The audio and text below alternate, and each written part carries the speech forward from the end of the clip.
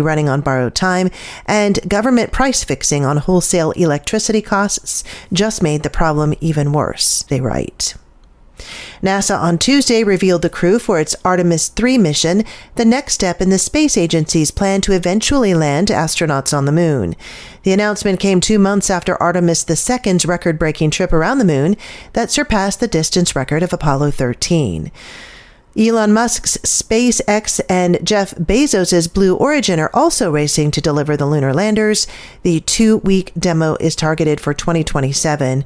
Blue Origin suffered a recent setback when its massive rocket exploded during an engine-firing test on the launch pad in Florida, shaking nearby homes and illuminating the sky with an orange fireball. I'm Janet Huxley for the Mike Church Show in the Red, White, and Dude Nation, because ethics in broadcasting matters. Some of the best things on earth come in threes. That's right, Lee. There's the Three Stooges. And then there's the Cajun cooking trinity of onions, bell peppers, and celery. And of course, guys, there's the Holy Trinity.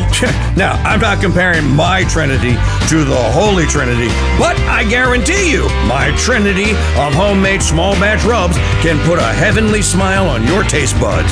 And all three come with my 100% money-back guarantee.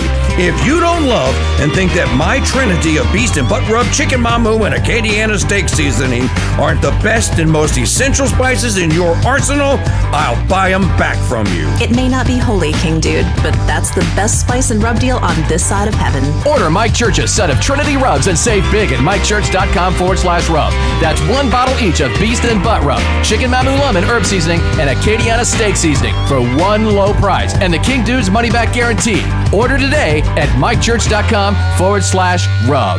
The Mike Church Show has been the industry leader in promotions, giving away 5 cars in the last 8 years alone. But nothing can prepare you for the greatest giveaway event in broadcast history. Coming June 8th.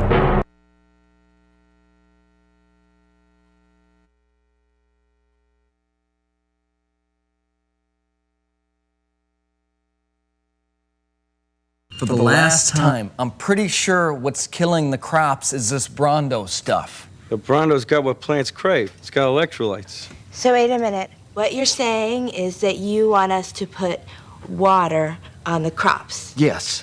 Water? Like out the toilet? Well, I mean, it doesn't have to be out of the toilet, but yeah, that's the idea. But Brondo's got what plants crave. It's got electrolytes. Okay, look, the plants aren't growing. So I'm pretty sure that the Brondo's not working. Now, I'm no botanist, but I do know that if you put water on plants, they grow. Well, I've never seen no plants grow out of no toilet. Hey, that's good. You sure you ain't the smartest guy in the world? Yeah.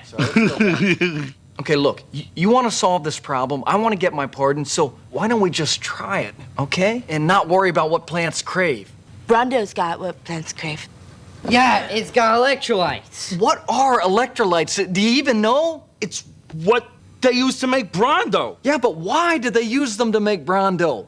Because Brondo's got electrolytes.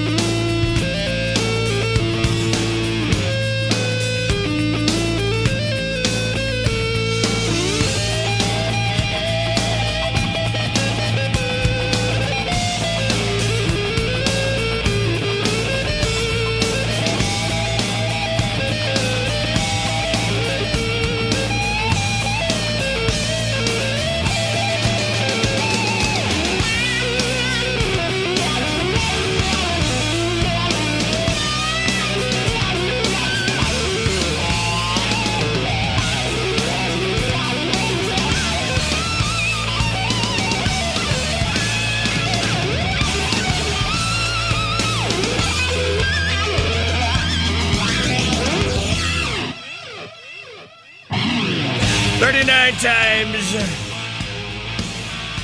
No one's ever seen anything like it.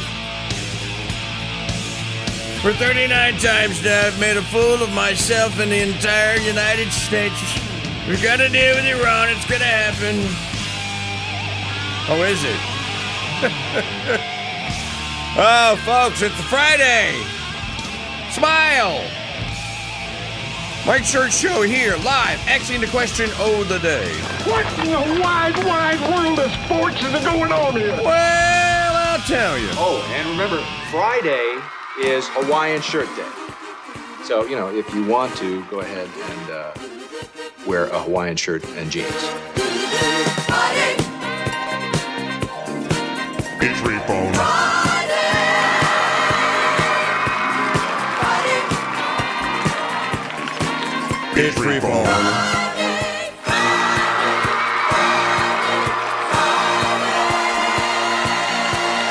Yes, it is. A free phone. Right there. Yeah, you are charged with the task. Telling me what it is we shall talk about here on the program. The telephone number to take me up on this kind, benevolent, beneficent offer of the use of these radio airwaves. Give us a call sometime when you have no class. 844-527-8723, 844-5-Crusade. Email address, same as it ever has been. I am KingDude at protonmail.com. Crusader, Mike Church Show, Red, White, and Dude Nation. Win a pound of gold. Stadium chat room is on air at mikechurch.com/chat, crusadechannel.com/chat. It is a Friday. Today is the 12th of June. Welcome aboard. We will play the Golden True Ticket soundbite of the day next segment here. Congratulating Julie Kopka for winning her tickets, 2 tickets last night. Go get the secret password code of the day on our YouTube channel at Real King Dude or at MikeChurch.com. Or I actually believe you can get it on the winapoundofgold.com website as well. So here we are. You know, before we came on, I wanted to go and check and see, as I do every day. Okay, so in what European country, who are the players in question, and where are they going to meet today to sign Trump's latest deal?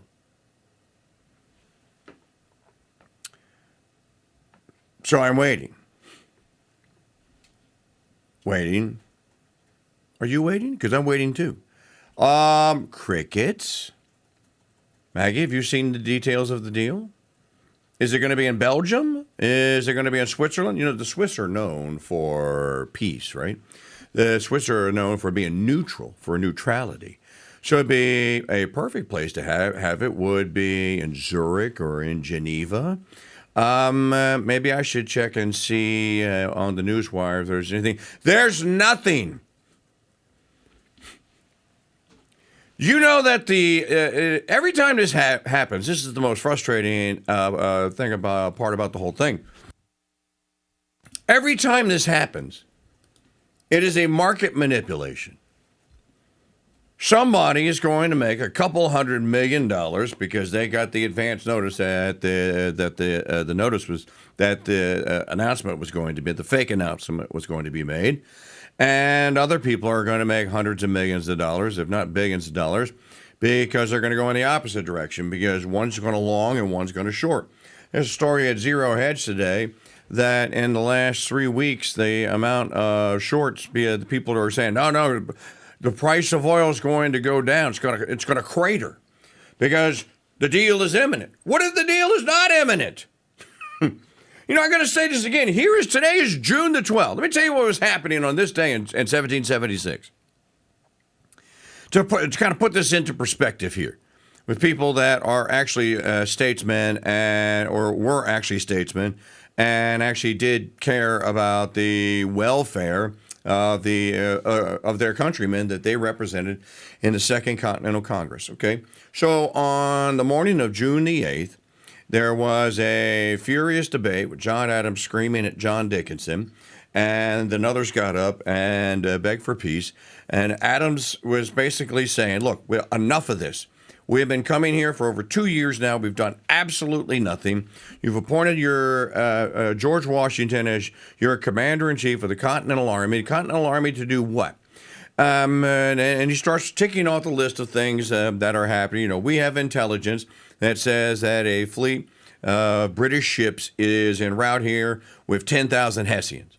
Hessians were known as mercenaries at the time. What do you think they're going to do when they get here?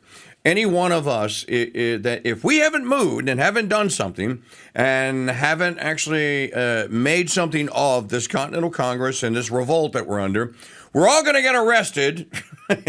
Like Ben Franklin once said, we were all hanged together or we were all hanged separately.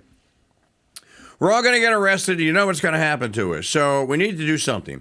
So then Richard Henry Lee of Virginia, who is the great uncle of Robert E. Lee. Richard Henry Lee was also an attorney. He's a lawyer. He studied at William and Mary College under George Wythe, the legal mind genius of the Virginia colony. Richard Henry Lee stands up, and he's been scribbling the whole day. And he goes, okay, let's do this. And he reads basically the last paragraph. He said, I wish to be heard. They say you can talk. I wish to enter this into the record. It comes to be known as the Lee Resolution. They only changed like 2 words in it in the final version of the Declaration. And he says, here's what I think we should do. We, therefore, the representatives of the United States of America in General Congress assembled, appealing to the Supreme Judge of the world for the rectitude of our intentions, do in the name and by authority of the good people of these colonies, solemnly publish and declare. That's the part that they added. This is what the Lee Resolution said. These united colonies are and of right ought to be free and independent states, that they are absolved from all allegiance to the British Crown, and that all political connection between them and the state of Great Britain is and ought to be totally dissolved. And that as free and independent states, etc., etc., etc. That's the Lee Resolution. Well, they went, and he goes, let's vote on it. John Hancock's looking around going, dude, I don't think you got the votes. And he says, why not? What are we doing here? Let's have a vote on this. And so it's agreed that, okay, look, why don't we just table it? Let's talk about this for 3 weeks. Give us 3 weeks. In 3 weeks, we'll come back. We'll all have had time to go home to our colonies, to ask our folks if they want this, basically to secede from the British Crown. Now, those are serious men debating and then considering and then pondering and they're getting ready to act upon serious things. So it was resolved that they would meet back in 21 days and they would reconsider the Lee Resolution, as it was called, and they all had their instructions. So today, on June the 12th, I'll tell you what happened. There was a motion that was made by Ben Franklin, and Franklin said, look, here's what I think we ought to do while we're waiting the 21 days. Why don't you send Livingston? It was Livingston and Sherman with me. We're going to go to Quebec, and we're going to go ask the Frenchies if they'll help us, if they want to join us. And we'll tell them that if Quebec agrees to do this, that, you know, when the colonies get that far north, they can become part of the new United States of America, too. This was the pitch.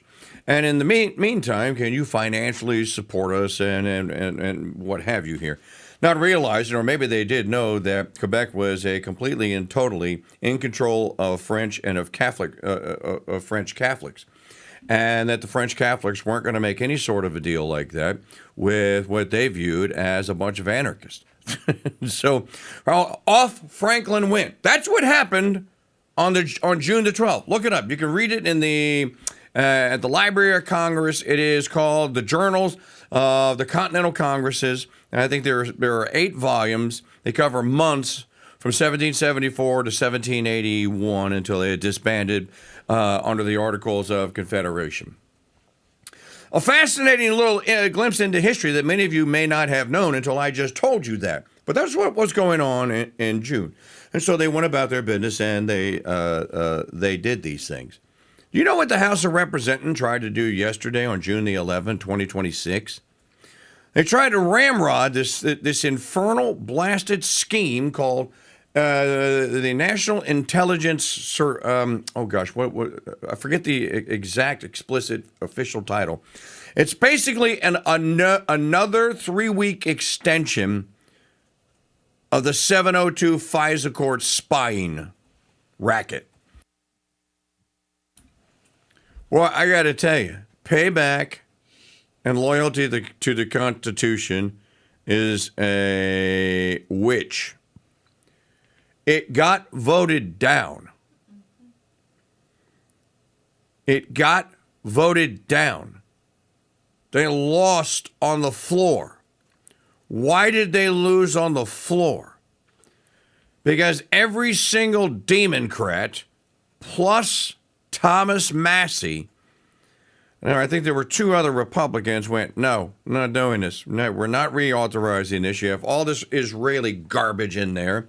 We're not doing it. So it got voted down. That sent the Zion King, Mike Johnson, out there to bemoan the fact. He even said, well, I hope we don't get attacked in the next couple of weeks here because, Massey, along with the Democrats, refused to do what's great, what's best and right for our country to protect us all because our spy fair state is so wonderful and so magnificent. Go read my comment on X.com. Glory, hallelujah, what a glorious, wonderful day. I hope it gets tabled forever. Kill it. And by the way, our vainglorious spy fair state that spends over $1 trillion a year now hasn't prevented any domestic terrorist attack. You know how we notice? Because Democrats are always reminding us of evil white supremacist wackos out there, and this plot and this plot and that plot, and then there are the mass slayings, the kids going into schools, all have social media accounts, and the spy fair state is asleep at the wheel. How come they don't? Where's the pre-crime division here? Why don't they know these things in advance? The point being, the spy fair state exists so we can have movies made about it, and so all these people can continue to get paid to pretend as if there's this international espionage that they fastidiously and heroically prevent. Harm coming from to the American people. You can't ever be told about it because it's top secret. You see, if you ever learned about it, you might it just wouldn't be good if you don't want to know the state secret. You don't want to know what Jack Ryan and the boys are doing to keep you safe. It is literally the Jack Ryan Bailout Act. Let us make sure that Tom Clancy can keep writing books.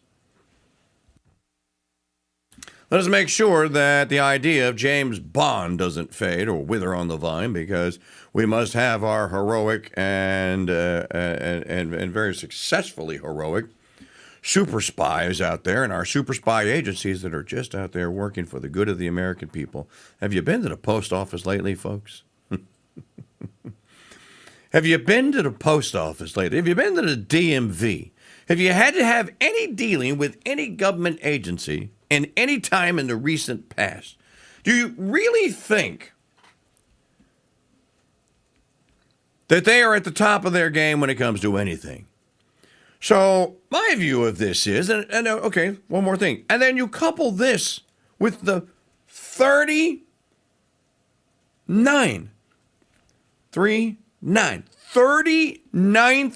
time President Donenbaum Trump has said, we got a deal.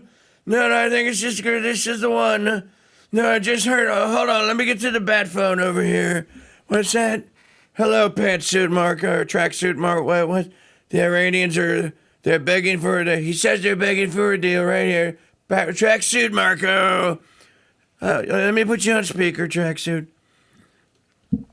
Yesterday in the Oval Office, that's pretty much how that went down. It was revealed, no, this is really serious this time. The Iranians, they are so desperate to make a deal. And then one reporter said, you've been saying this for like 10 weeks now, pretty much every other day or so, and no deal has emerged. What's different this time? Well, I tell you, we clobbered their radar. Riley Gaines comes in fifth. I won 87% of the counties. Did you know that? 87%. CNN said no one's ever seen anything like my poll numbers. I love inflation. They're so good. The Iranians are begging. They're pleading. They're on their knees right now. The Iranians are desperate. And as if you've never heard that before. Someone may want to X the question and then try and ascertain the answer. I don't know. I'll ask the question, but I don't know what the answer is. Why does this continue? It's almost like this is normal now. Do you remember how many days it took? Because the Iranians were going to crack back in 1979 and 1980 as well. Remember the hostage crisis? And that the Americans were taken at the American embassy in Tehran after the Shah was overthrown and the Islamic Revolution, and the Ayatollah comes in. Ayatollah you so.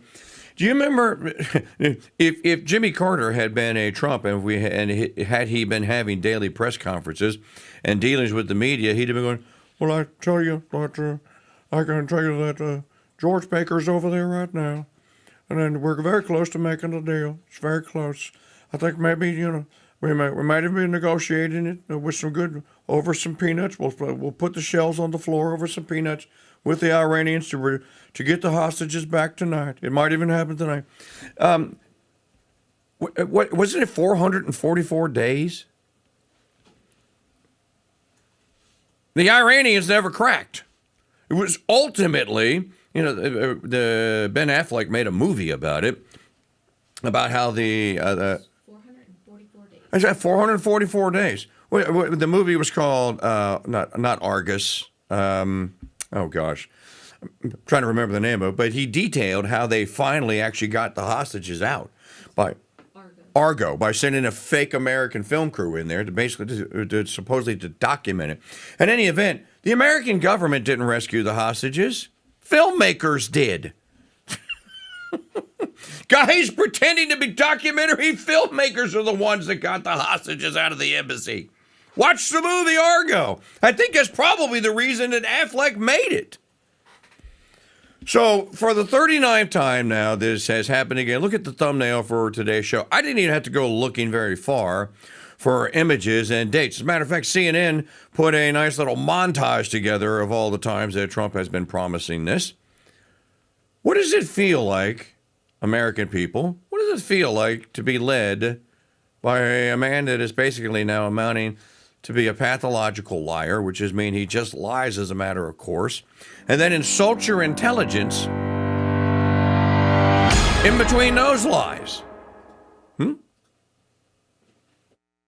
June is so boring. I wonder if there's anything on the radio here. On June 8th, the Mike Church Show will launch a broadcast contest unlike any other in history, and you'll see why June 2026 won't be just another June.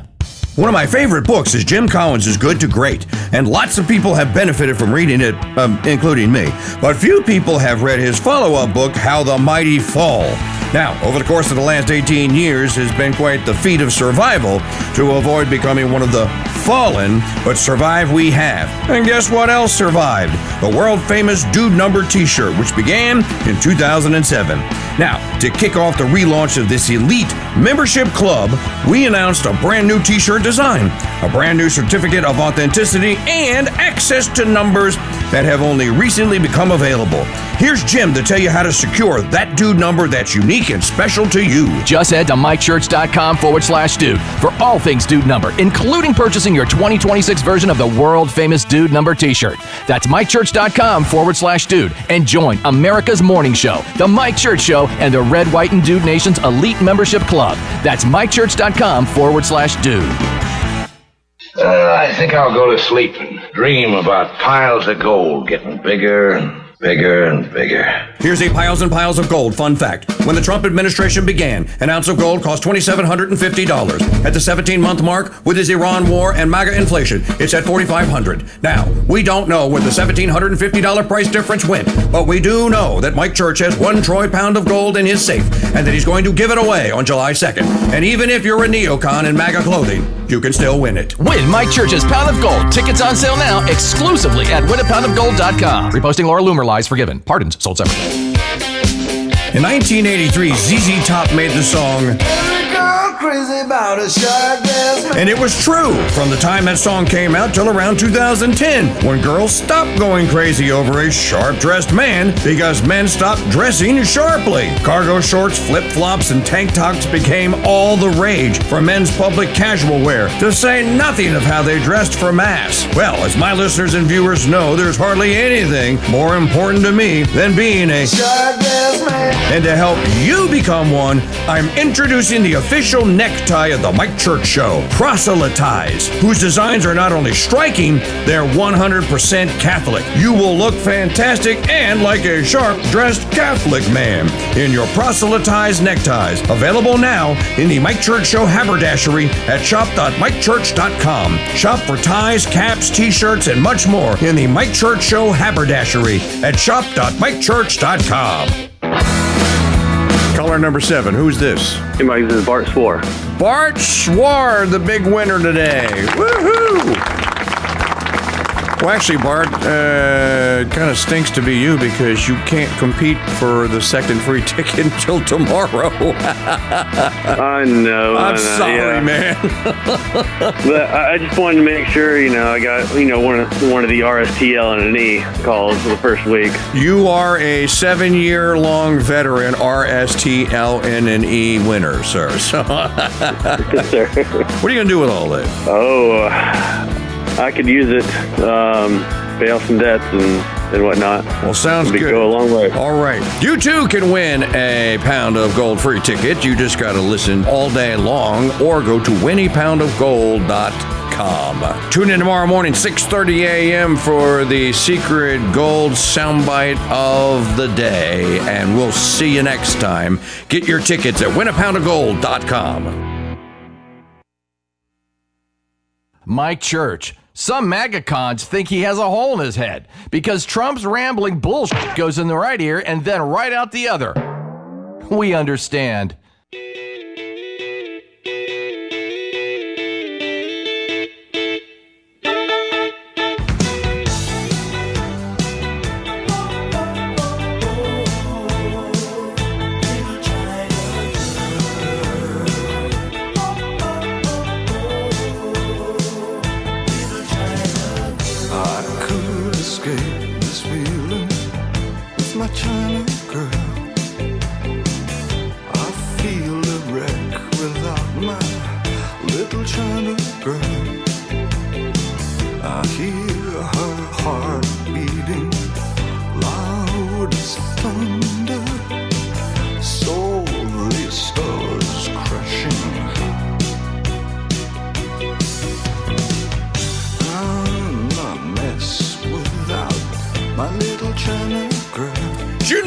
The Florida Republican Party has basically kicked James Fishback out of the GOP gubernatorial debate, saying he doesn't qualify.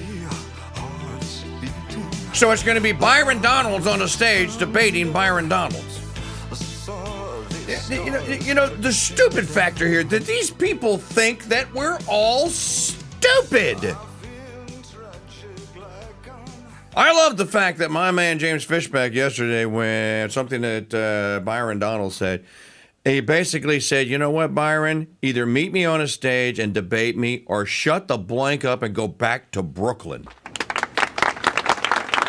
You carpet-bagging hack. Trump thinks you're all stupid. The Florida GOP thinks you're all stupid. The national GOP, they sent me a fundraising letter. This is after I ended my Louisiana Republican Party registration. I have been registered as a Republican in the state of Louisiana. Let me tell you, if anyone from the GOP is listening, we're going to get this message to them. You lost a party member who joined the party in 1980. 46 years ago, I joined the Republican Party when I registered to vote for the first time. So I could go vote for Ronald Reagan. That is the gravity of how bad the GOP, the Republican Party, sucks. Sucks. That's right, it sucks. And now I see the story yesterday where the Florida GOP says, well, Fishback doesn't qualify. How? What do you mean he doesn't qualify? He's within 3 percentage points in 2 very well-respected and regarded polls. Hell, he may be ahead. So, folks, as we get closer to the 250th anniversary, I think we should just have, and to celebrate the 250th anniversary of our secession from Great Britain, I think we should have another round of secessions, don't you? I'm all for it. Now, all is not lost, though, and all is not terrible, and all is not bad. Okay, so a bunch of Europeans have come to the United States for the World Cup. Now, I'm kind of confused as to why some of them are in the southern. Why are they in the south? Some of them flew into Florida. Oh, okay. All right. Miami International, I assume. Okay. So some of them have flown into Florida, and they're making their way from Florida to the FIFA games, which I guess are in Mordor, right? Nope, they're all over in different college stadiums. Okay, so they're different. Okay, I think the main event, though, isn't it? I thought the main event, Trump said it was going to be in Mordor, I thought. In any event, so you have foreigners, you have Europeans that are flying in from all over the European and South American countries, but primarily the Europeans, to compete in the World Cup. And they're traveling across the South, and they're going like, what's going on here? Why don't you have chains with padlocks on the ice coolers, on the ice freezers outside the convenience store? Another one was commenting, he's like, you could just go into that little cooler right there and just pick a bottle of water. I don't need the code to unlock it. I don't need to go ask the clerk to unlock the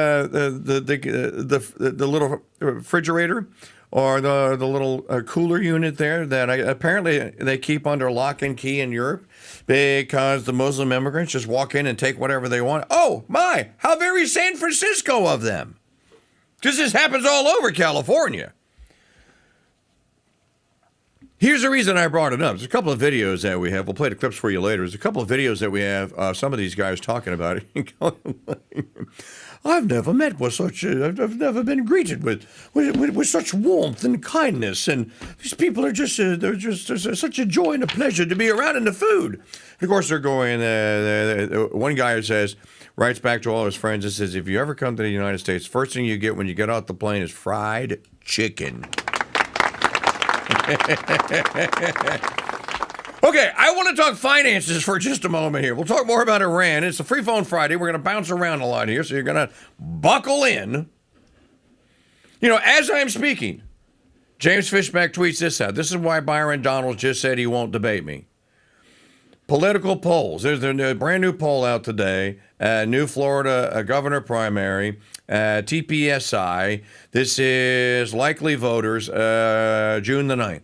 Donald's 42, Fishback 39. James Fishback has this much money. 0.0. But he has a great campaign, and he has a great message, and there he is neck and neck with the Trump endorsed, with the soon-to-be coronated Byron Donalds. And yes, we were following that story because I was the first to interview James Fishback the day that he announced on, I think it was January the 9th of this year. And he had made the arrangement He's supposed to have a press conference today. Oh, he's having a press conference at 11:30 today. 11:30 today at the Florida State House, right? He's going to be in Tallahassee. At the Florida Department of State. The Florida Department of State. James Fishback's having a press conference today. All the press is invited. I'll be watching it on YouTube. And I don't know. No, I can't because I have got a meeting with that's 11:30 Eastern, so that's 10:30 Central. We'll keep an eye on it. Here, I wanted to bring this up. A couple of little signposts here on the state of financial affairs. Don't call it economic affairs. It's not economics. Economics has to do with maximizing the resources any family has within the household. That's what economics is. They have completely stolen the term and have turned it into something wicked. Economics, economos from the Greek, just means management of the home, of the family's internal affairs. So if you want to call it finances, that's fine.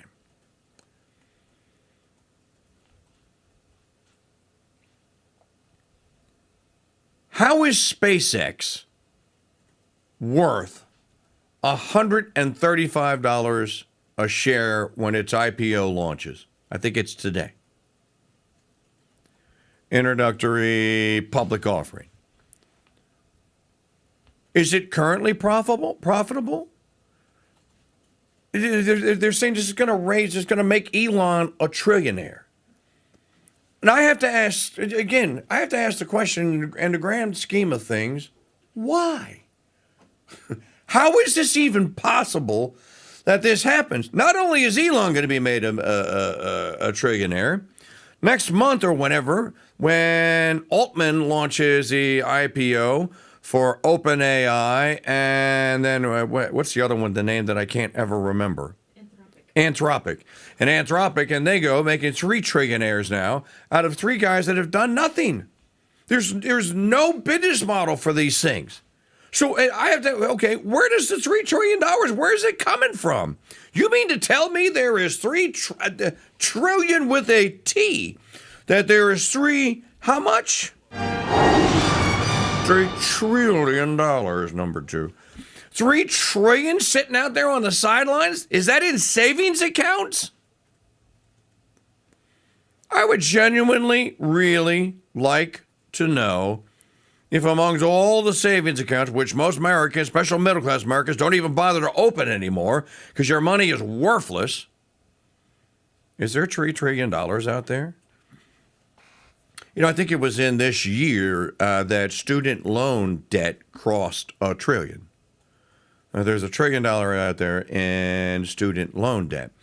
And again, the question ought to be then, well, where did the $1 trillion come from? They got loaned to the students so that the students who are now broke waiters and waitresses at bars and taverns and restaurants, or who are doing social work and not anything with their basket weaving and Indonesian studies degree, where did that $1 trillion come from? You know, this whole smoke and mirrors things of how this this financial system supposedly works is quite frankly mind-boggling. You're almost at $2 trillion in student. Oh, Maggie's telling me they're almost at $2 trillion in student loan debt. 1.87 trillion. So where did that come? Did you loan it to them?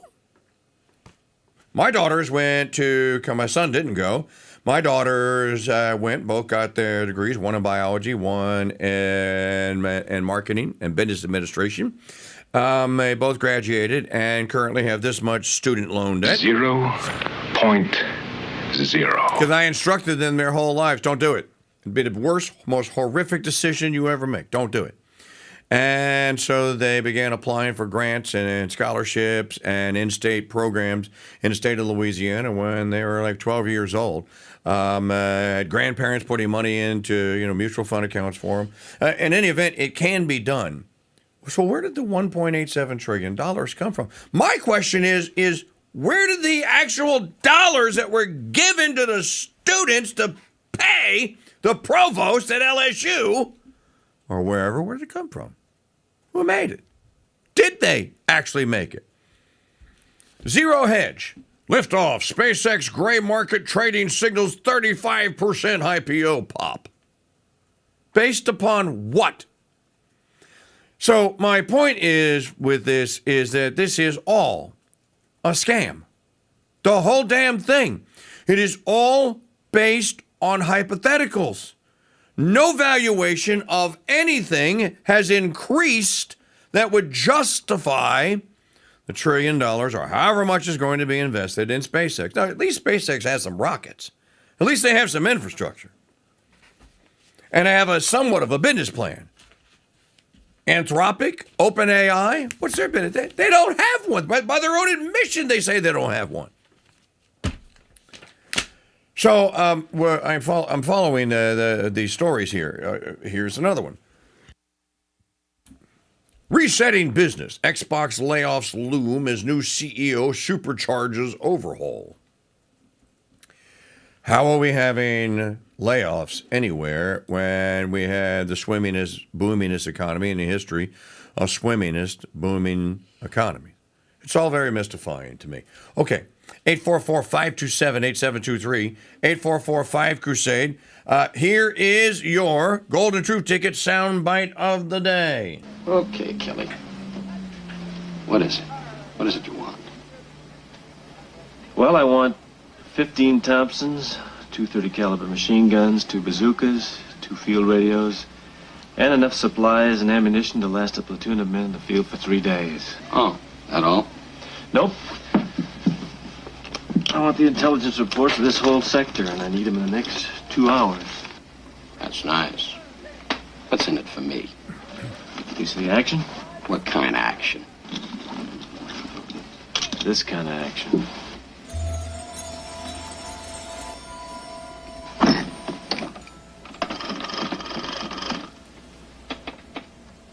Hello, is he? Yeah, it's me. Listen, get me a quotation for gold on the Paris market. Yeah, now, and hurry it up. How much more where this came from? 14,000 bars. 14,000 bars? 14,000? Hey, sweetheart, have yourself a bottle of booze. You're beautiful. 14,000 bars. Set up bow. That's beautiful. Where is it? In a bank. In a bank? You're getting pretty ambitious, aren't you? I mean, to think you can blow a bank and get away with it. It's behind enemy lines. Behind enemy lines?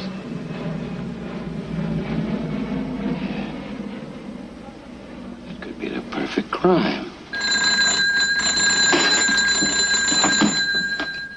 Hello? Yeah, is he? Right, I got you. 6, 4, 7, carry 2, gold, 54, 1.6 million. Now, $1.6 million. All right, Maggie, spin the wheel. We're going to talk about this. Big caller number 4. Caller number 4. Thank you very much. Big caller number 4, when you hear the soundbite, the Golden Truth Ticket soundbite of the day played back, that was from Kelly's Heroes, obviously. Now, Kelly told him it was 100 and some odd bars. Now, these are the kilo-size bars. I want everyone to understand, because if you've seen the movie, you know that they take the gold bricks out.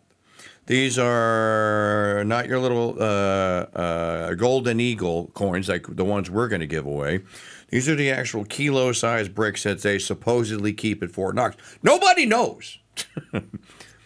Remember in the early days, Trump 2.0, when Elon was still there, and Trump was like, "We're going to send Elon. Elon, how'd you like to go to Fort Knox, huh? How'd you like to go to do a Doge audit of the gold at Fort Knox?" Nobody knows. You know that? Nobody knows how much gold there is. Nobody knows. Elon, but you think you can handle that? You could Doge handle that? I think you could handle it. What happened to the audit at Fort Knox? Anybody? Bueller. To my knowledge, it never happened. Did you see it? I didn't see it. But I want you to think about this. We're going to go take hundreds of kilos of gold bars, and they are going to total $1.4 million. Now, in 1944, suppose that was the equivalent today of $200 million. Think about that. Today, right now, an ounce of gold, if you go to winapoundofgold.com, you'll see right there on the homepage, you can see exactly what today's spot price for an ounce of gold actually is. And I'm going to read it to you in just a second, if I can ever get to the page. There it is. Let me refresh here. Our widget updates in real time. Okay. XAU, $4,210.16. If you times 12, that means if you win the pound of gold today, you will have won $50,521.92. Now, you're not going to, no one is foolish enough, well, I don't think anyone is foolish enough, that you're going to cash all that gold in at once. You're going to cash it in as you need it. So you're going to pay student loan debt off, for example. You're going to pay a mortgage off. You're going to pay a car off. You're going to pay another loan, all your credit card debt off. You know, you'll sell enough to pay it off, but then you'll keep the rest because it trades. It tracks with inflation and with the value of the currency. And that way you don't lose. Like I've been saying, Chris Payne, people still don't believe that the win a pound of gold, the Golden Truth Ticket Contest, win a pound of gold, is for real. We have someone that we actually know and that I've interviewed on this show who told one of our affiliate people, like, that's a scam. That's not, you're falling for that? That's not real. And then the person said, dude, Mike Church interviewed you. He put his name on it. It's on his website. It's on his Facebook page. Go look at it. The guy who actually won the gold has made videos of him handling the gold. And then so finally the guy comes back, okay. Oh, I guess it is legit. Yes, it's legit. This is the world in which we live in, because currently hiding behind every golden opportunity is a scam artist and is a grifter and is a fleecer. So, win my pound of gold, be listening for the soundbite of the day, but I'm trying to emphasize that if it's gold and silver, the value of holding what are called intrinsic worth items or precious metals. It's just a smart play today. We don't know. Is Trump actually going to pull the trigger on the July 4th revaluation of the market and tie it back to the gold standard, as Andy Schechtman, our gold sponsor last year, told us on several occasions? Some of you have heard the show. Interesting to think about. I don't know the answer to that. But I do know this. I will send you a troy pound of gold if I pull your ticket and you win it. So you should go get one or 40 today at winapoundofgold.com. What is this, Maggie? DHS announces Trump administration has located 146,000 migrant children lost under Biden. You know, we did the exercise of what is a million, and then what is a billion, and then what is a trillion. What's 146,000? That is half the population of the city of New Orleans, approximately, today. So imagine that half of the city of New Orleans, well, the city of New Orleans population is 380,000, last time we looked it up. So 146 is, we'll just round it off and we'll call it a third. Imagine that a third of the citizens of the Crescent City disappear overnight. Oh, I have it. Terry LaHaye's rapture. As if.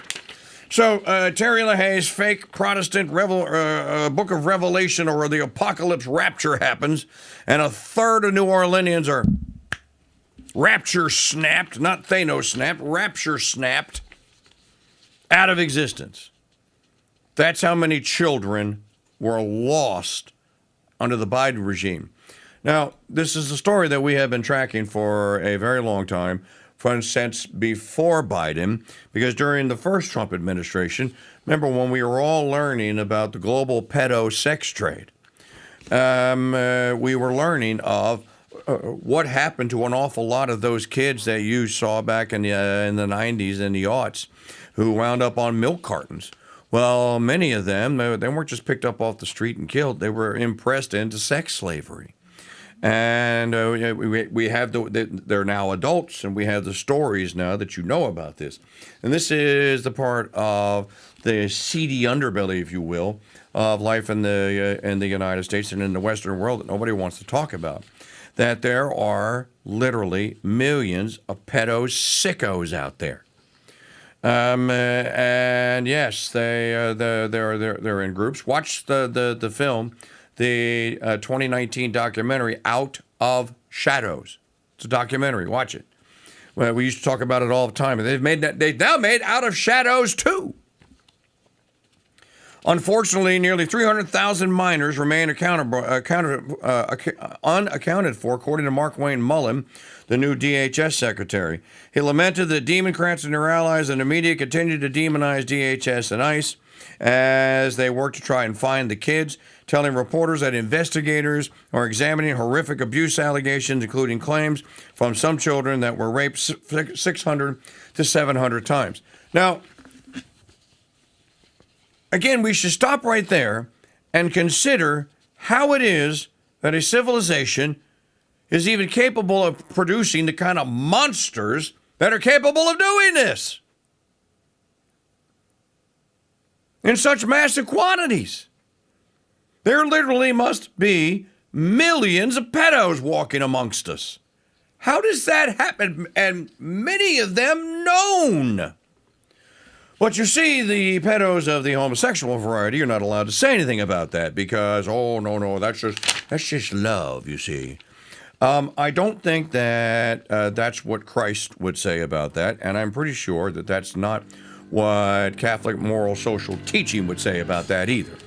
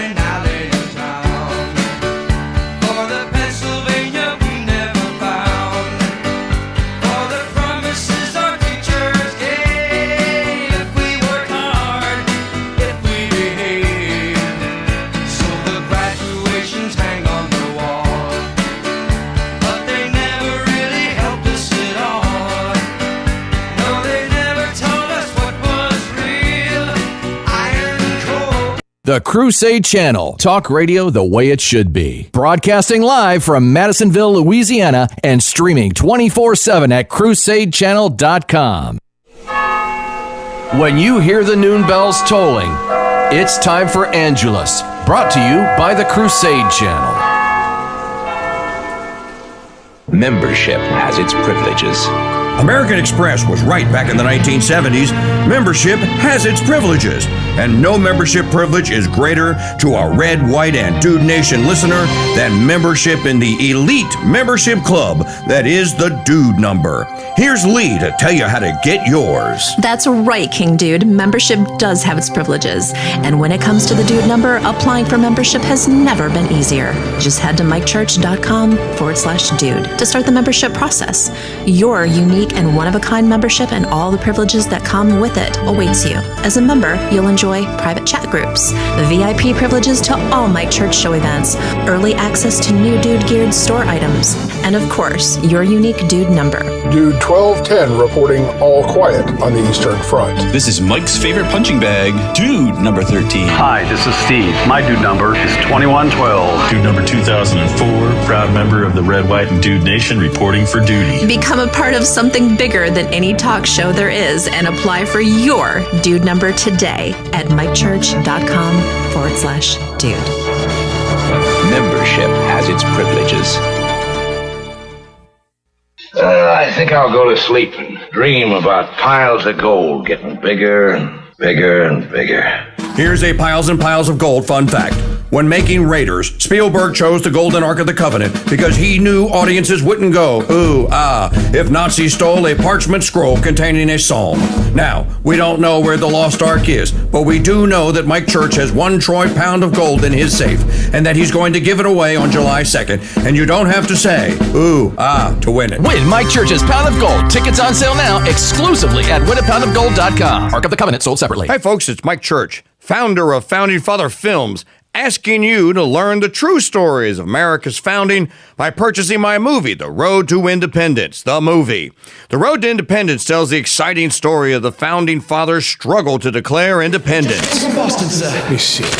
We command all our officers, civil and military, and all other obedient and loyal subjects to use all their energies. This is for you.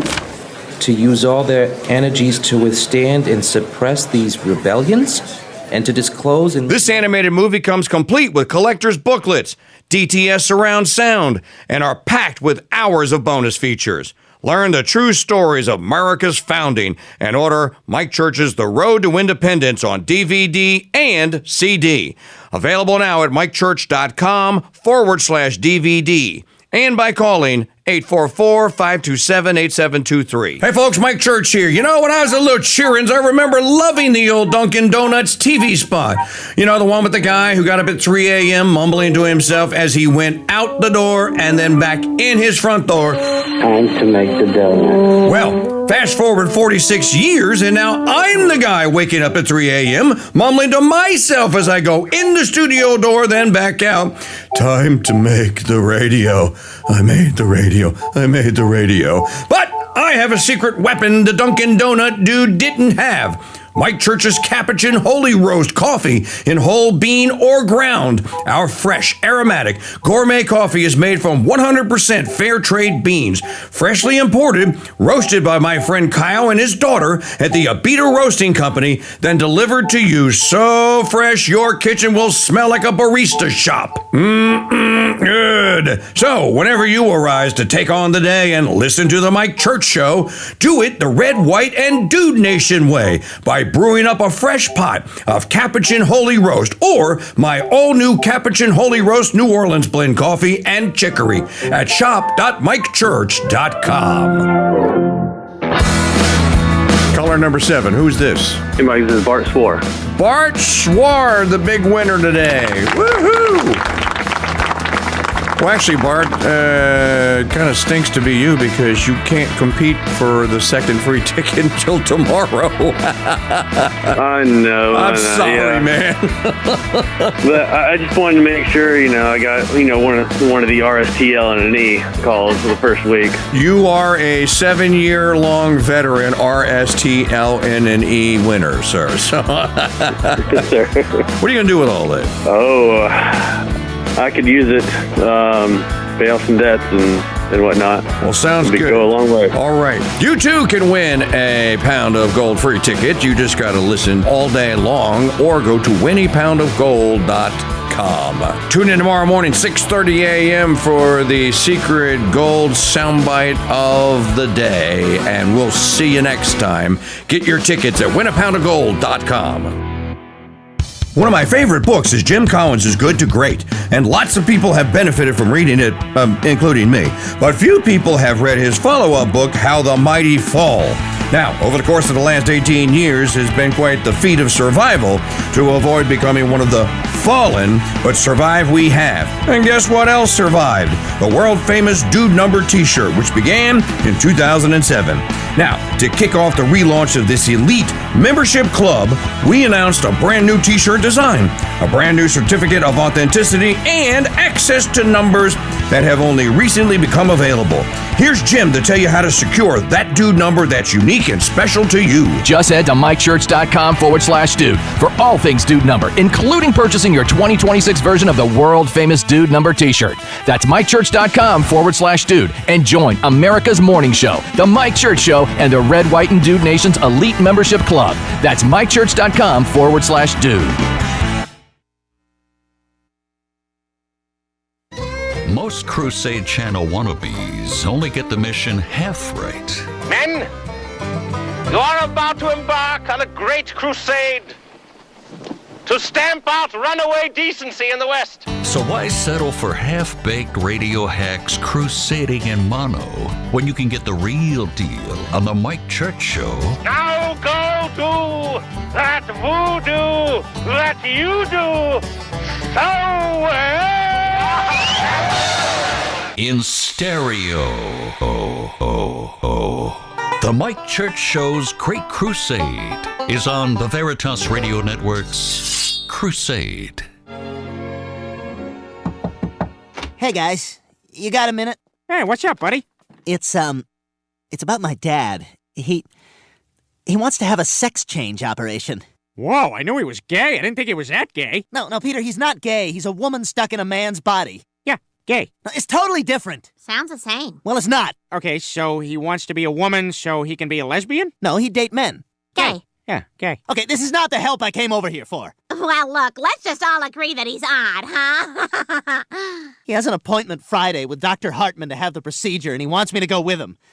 I don't know if I can handle that. Well, I'm sure your friend Peter would be happy to come along for moral support. All right, but look, here's the deal. Anything he lops off, we get to bring home for Brian. That's very green of you, Peter. Let's do it! You gotta beat the clock, you gotta beat the clock.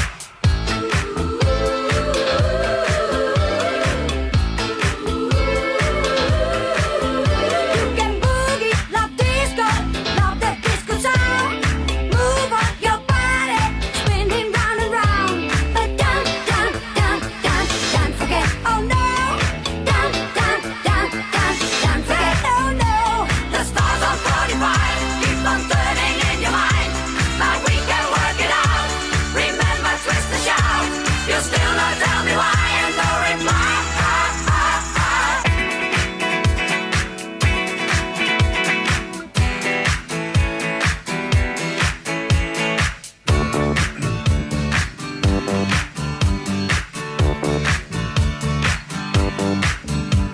Sugar,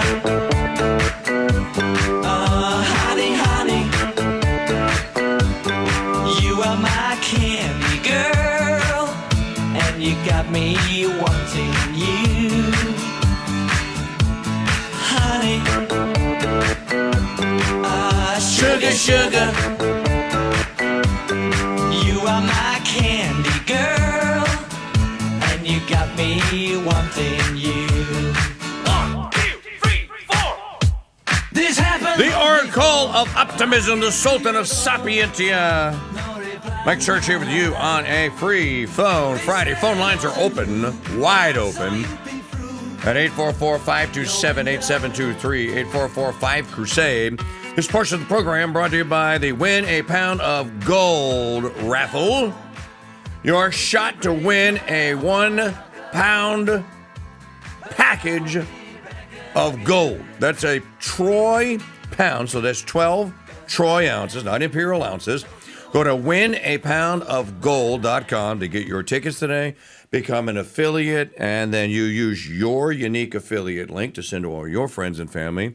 Give them the chance to win the gold and have some financial and economic security that you currently don't have. Gold holds its value. Last year's winner, Chris Payne of Kentucky, is a real guy. You know how I know? because I talked to him on the phone, because I have emailed him, because when I asked him the other day, hey, Chris, could you make me another video of you holding and handling your gold? In 30 minutes, I had the video in my hand, and you could watch it on our YouTube channel or at winapoundofgold.com. That's not AI. That's Chris Payne. So I bring all this up because, and this happened last year, so many people claim or are just predisposed to believing that everyone is a thief and a grifter, and there are no such things as giving away a pound of gold. Nobody is stupid enough to do that. Well, it's a raffle. It's a fundraiser. And yes, we actually have a 501c3 nonprofit. You can look at it. Here, go ahead, look me up. Go to the IRS. Go look up Crusade Radio Guild. You're so sure that we don't exist? Look it up, Crusade Radio Guild. You'll see my name attached to the 501c3. Yes, Maggie. Well, I was just going to say, and you can look at our past years. We give away cars, guys. It's not like we just sell raffle tickets and we never give out the prizes. We have a long history of doing contests like these, and it's great. Just pay $50 or call in to win. Or call in to win when you hear the ticket. Or pay $1,000 and get a lot of tickets. Get 20 tickets. And then your affiliate link. So if you use your affiliate link, you sell 10 tickets, I'm going to give you a free one. Does that sound like a scam? Tell you what, we're actually talking about this. When you get to a certain threshold in your affiliate sales, we'll even raise, if you're out there selling a lot of tickets, I'll give you 20%. We'll send an email out about the details of that. We're giving away tickets to people that sell more tickets.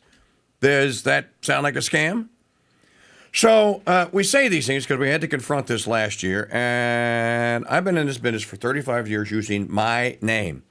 I have owned MikeChurch.com since 1997. Tell me who in this business has owned their own URL and email address since 1997, 29 years. The Crusade channel has been on air in our 11th year now. This is the 7th grand prize. 5 Kia automobiles. I could give you the names of the winners if you want. A pound of gold last year and a pound of gold this year. And I don't want to spend all my time talking about the contest because there's other great stuff to talk about. But, and people bring questions up like, well, yeah, what the hell are we supposed to do, you moron? If I win the gold, the government's going to come after me. Why are you going to tell them that I mailed 12 gold coins to your home? Who does that? Well, aren't you going to... I bought some gold in a promotion. It's an advertising expense. I sent it to you. You won it. It's a raffle. You know, I think in the cynicism of our age, people just don't want anyone else to be happy. They don't want anyone else to be joyous. They don't want anyone else to, you can't possibly get a real contest with real people, and you're not giving I suppose we're also not going to give a pound of silver away for second place. And for third place, we're not going to do the rare bourbon basket with the Blantons, the small batch single barrel Colonel E.F. Taylor, the Calumet Farms 15, the Peychaud Bitters, and the Woodford Reserve Rio Maraschino Cherries. I suppose that's probably not going to go out either. Those are your prizes. I suppose Steve Cunningham, who's actually attached his name and Census Fidelium on YouTube and 386,000 subscribers to the contest as well. Steve called me, said, hey, can I get in on the contest? I'd like to help with the promotion, and I've been wanting to do a contest, and I think I'd be really good at promoting it. And he is, and Steve is a part of it. So is Steve in on it too? winapoundofgold.com. Go check it out for yourself and browse the site. Now, where were we before we were interrupted and accused again for being thieves? Oh, I know what I was going to do. See... Me trying to prove in the public square that I'm not a con artist and a scammer detracted me from this. Today is the feast of the Sacred Heart of our Lord Jesus Christ. I have even better news for you, though. If you go to nolacatholic.org/Sacred Heart on the Archdiocese of New Orleans website, you will find this. Consecration of the Archdiocese of New Orleans to the Sacred Heart of Jesus. A 9-week novena in preparation for consecration and home enthronement. So 9 weeks ago, Archbishop Cecchio, challenged all of us in the Archdiocese of New Orleans to prepare our way and our hearts for the arrival of our Lord's Sacred Heart and the feast and the festival this weekend. Pursuant to that, he's asked for a novena to happen. He's asked for every home in the diocese to consider enthroning your home in the confraternity of the Sacred Heart, which is a process that you go through. And he's also announced this week there was a holy hour held in every parish and every church in the entire diocese. It hasn't happened since World War II that this has actually occurred. The last time it happened in homage to the Sacred Heart was in 1873 under Archbishop Napoleon Perche, a man whose life and career as Archbishop I have studied. I've given talks at St. Patrick's, Old St. Patrick's on Camp Street about it. Plan and hope to give many more. But Archbishop Napoleon Perche was a very devout and holy man. And the fact that Archbishop Cecchio, in one of his first actions as becoming Archbishop, said, let's consecrate to the Sacred Heart. He's also reached out to Mayor Moreno, Helena Moreno, because she's a Catholic. She goes to St. Jude on Rampart Avenue. I can tell you her home parish. And he's reached out to Mayor Moreno because he's doing the consecration mass this Sunday at St. Louis Cathedral. If you happen to be in New Orleans and you're looking for a mass to go to, well, I want to go to the Latin Mass at St. Patrick's. Well, do both. I don't think you're going to be able to get into St. Louis Cathedral, though, on Sunday because this has been announced. And he is going to do the consecration of the city of New Orleans. And as I said, he's reached out to Mayor Moreno and he's basically said, I think that you should be here. I have no reason to believe that she won't. So it's a wonderful weekend here, and has been a wonderful 9 weeks in preparation for this here in the Archdiocese of New Orleans.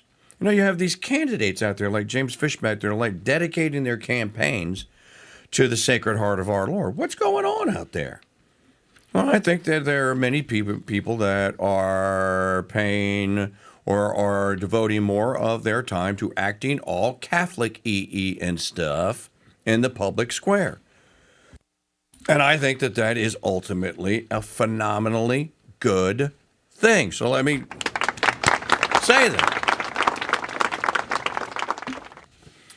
And Archbishop Cecchio says we continue to pray for the faithful departed in our preparation for the consecration of the Archdiocese of New Orleans. Eternal rest grant unto them, O God, O Lord, and let perpetual light shine upon them. And then, you know, there's a letter that he sent out just the other day, May the 26th, a letter from Archbishop Cecchio. There is Eucharistic adoration last Sunday for Corpus Christi. Many of the churches in the diocese had them. We had it exposition and exposition of the Blessed Sacrament at St. Patrick's. So there's a lot of good stuff that is going on out there. It's not all blackness and a horror. Yeah, but Mr. Trump, please, Trump, keep lying, keep doing it. Don't worry about Trump. I tell you what Trump did yesterday that was good. He sent a proclamation on a White House letterhead proclaiming that saying that the United States Conference, USCCB Conference of Catholic Bishops, was doing a wonderful thing in consecrating the United States to the Sacred Heart of our Lord, and he fully and wholly supported it with Melania and offered up his prayers in unison with Catholics. That's what he did. Yeah, but look at all the other stuff. Well, you know, I'm going to point out that he actually did do that. That's a good thing. But there are some of you that are incapable of even acknowledging, yeah, well, he did it for it. It doesn't matter. So the motivation always matters. You know what matters is some 10-year-old kid out there heard, oh, President Trump is doing the Sacred Heart. The consecration to the Sacred Heart. That's what a 10-year-old heard. 10-year-old did not hear you in your blackened, cold, foreign-ass heart.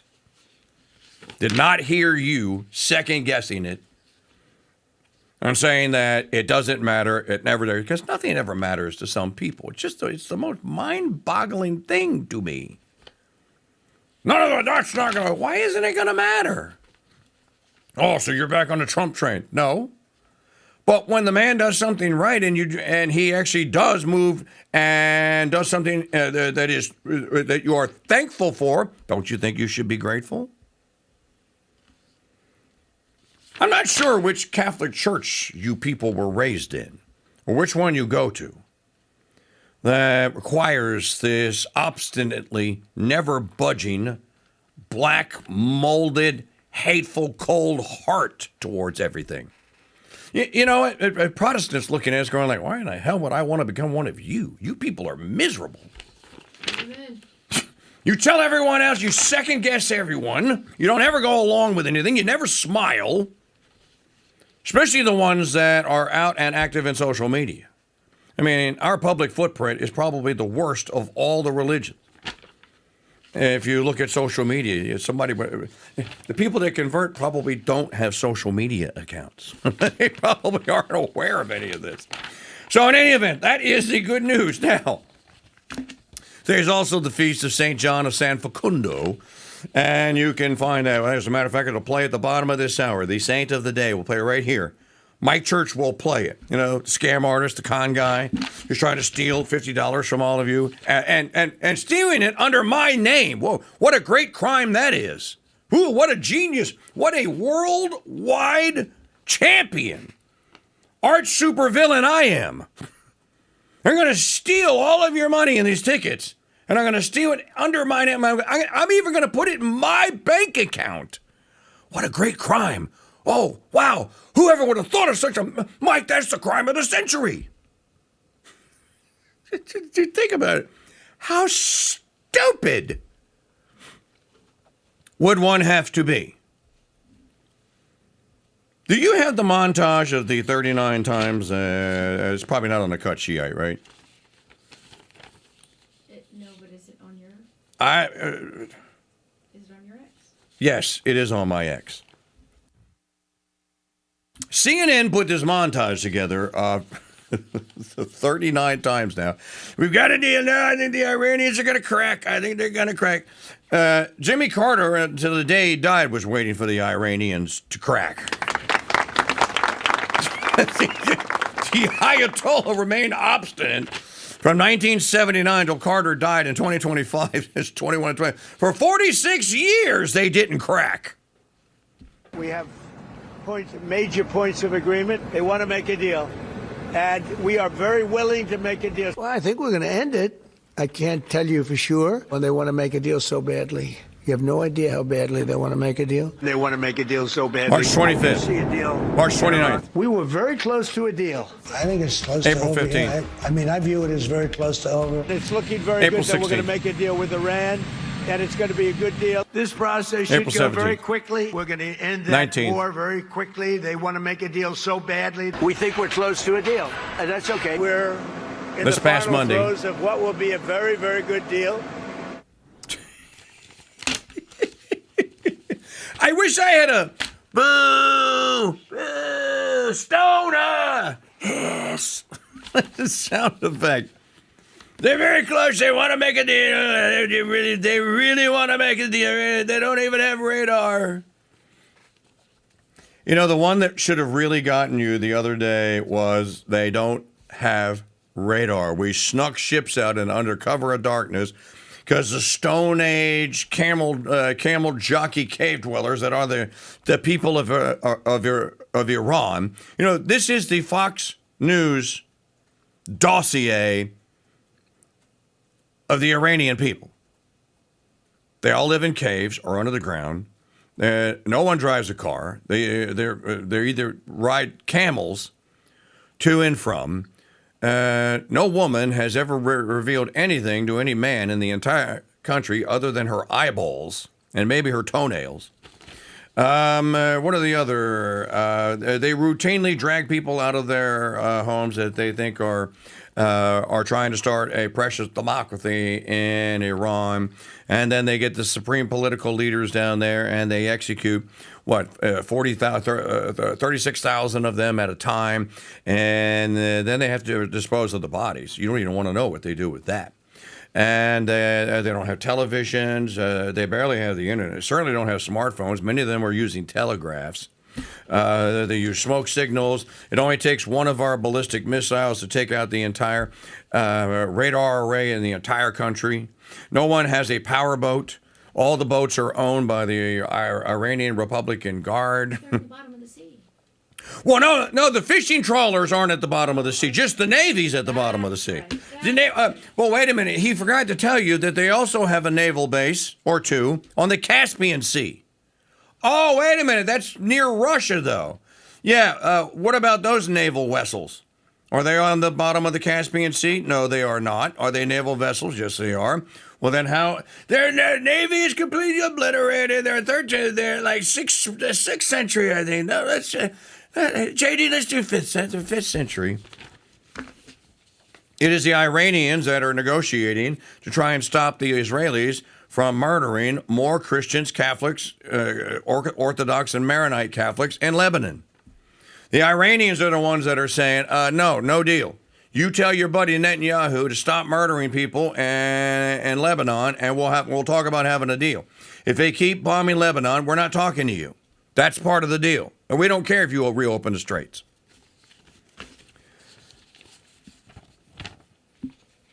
Oh, but you have him talking about the deal yesterday. Wait a minute. Okay, just play digital media file number 1. Here is and now on Casey's Top Lying Trump Countdown.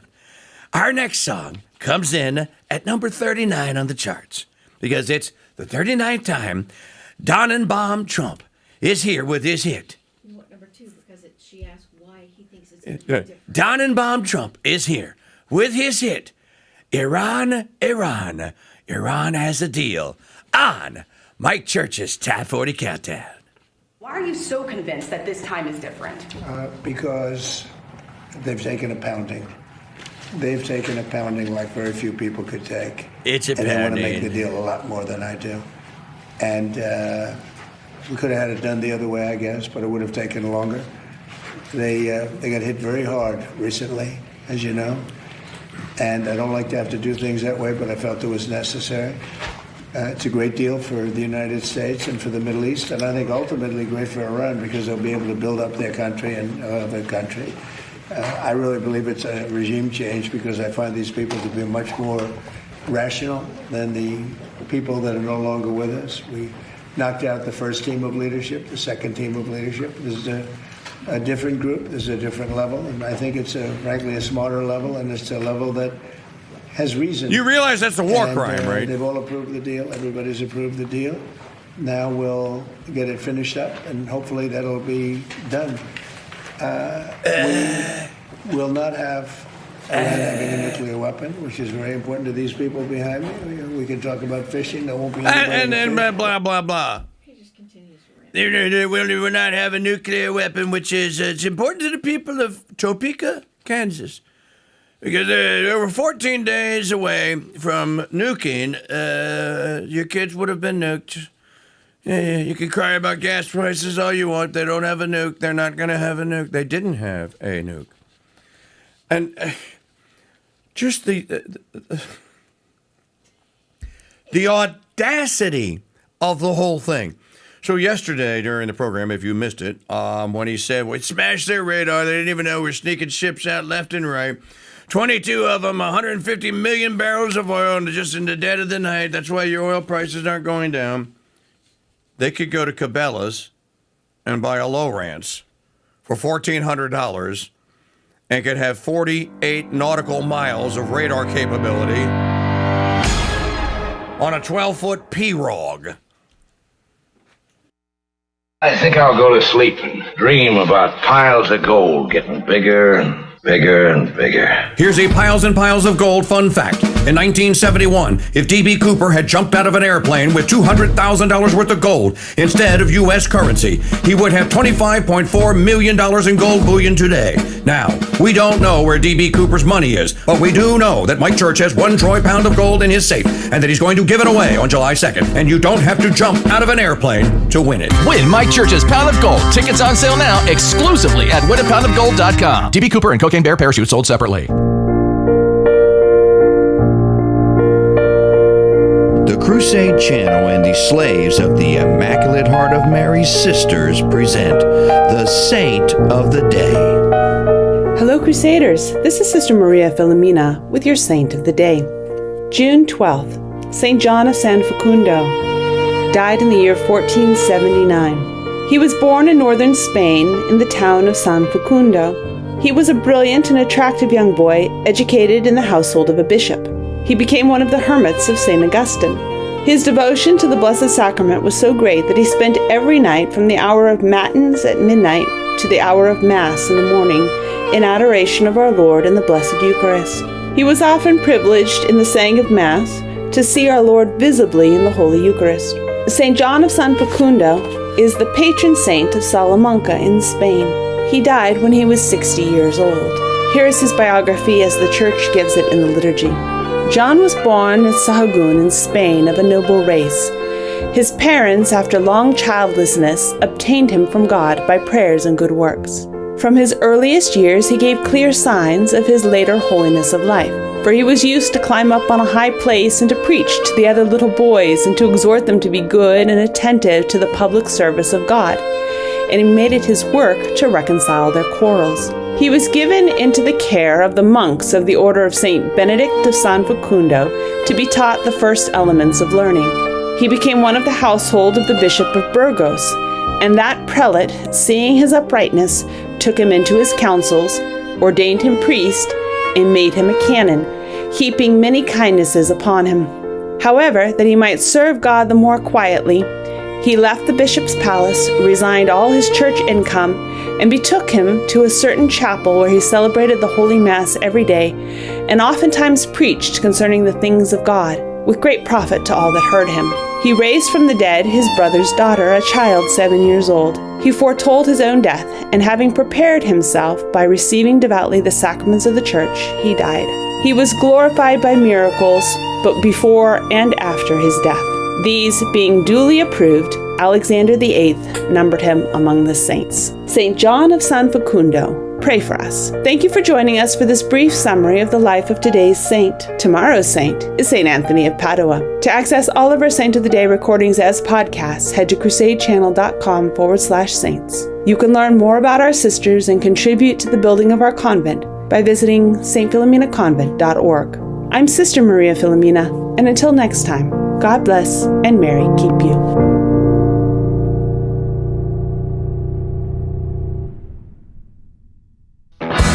Caller number 7 is... Who is this? This is dude number 1210. Dude number 1210 is today's big winner. There you go. Hey, dude number. Yeah. I'm not going to give you a woo. I'm going to give you a wah. Alrighty. So I hear you got some Franklins for me. Is that right? Could you tell me the Easter egg code word? Oh, yes, it is. Go! That's right, you got it. Franklin's is the code word. See, so it works. You get not one, but two tickets at one. This is like a juicy double mint bubblegum commercial. What are you going to do with it? What am I going to do with it? Actually, I'm gonna bury it under my greenhouse. You know what? It won't be worth any less if it's in the dirt than it is if it's in a safe. Hey, still a hell of a prize. Congratulations, buddy. You got two tickets. Thank you very much for playing the Win a Pound of Gold Golden Truth Tickets Soundbite of the Day game. Oh, thanks a lot, Mike. All right, brother. This June, the Mike Church Show will give away the most incredible prize in broadcast history and change the way the world thinks about talk media and talk media hosts forever.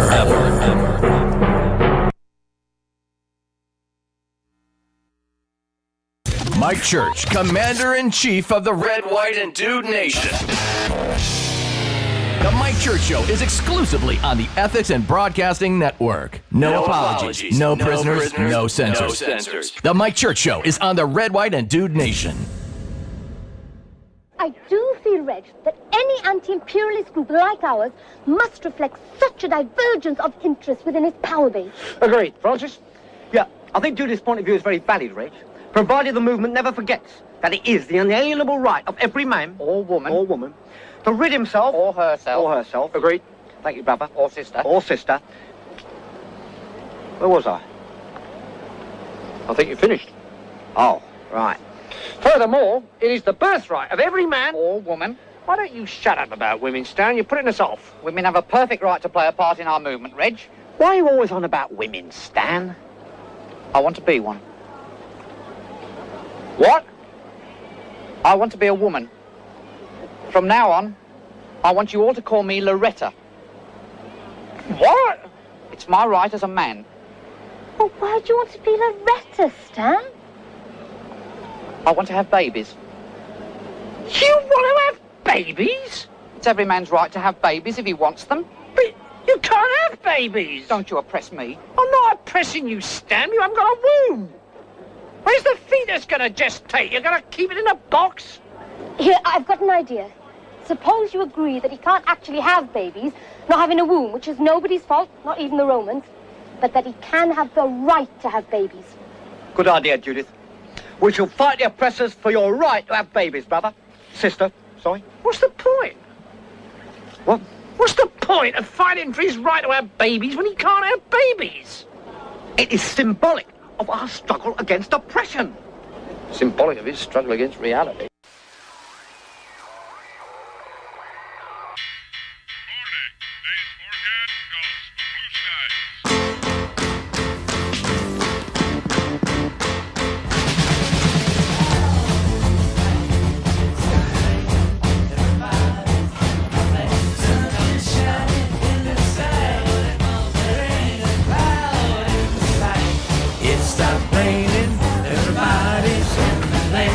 Don't you know, it's a beautiful new day.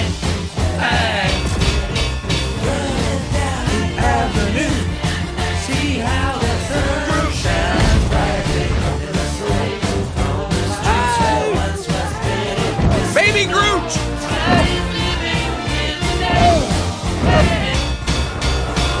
Mr. Blue Sky, tell us why you Groot! Get away from here!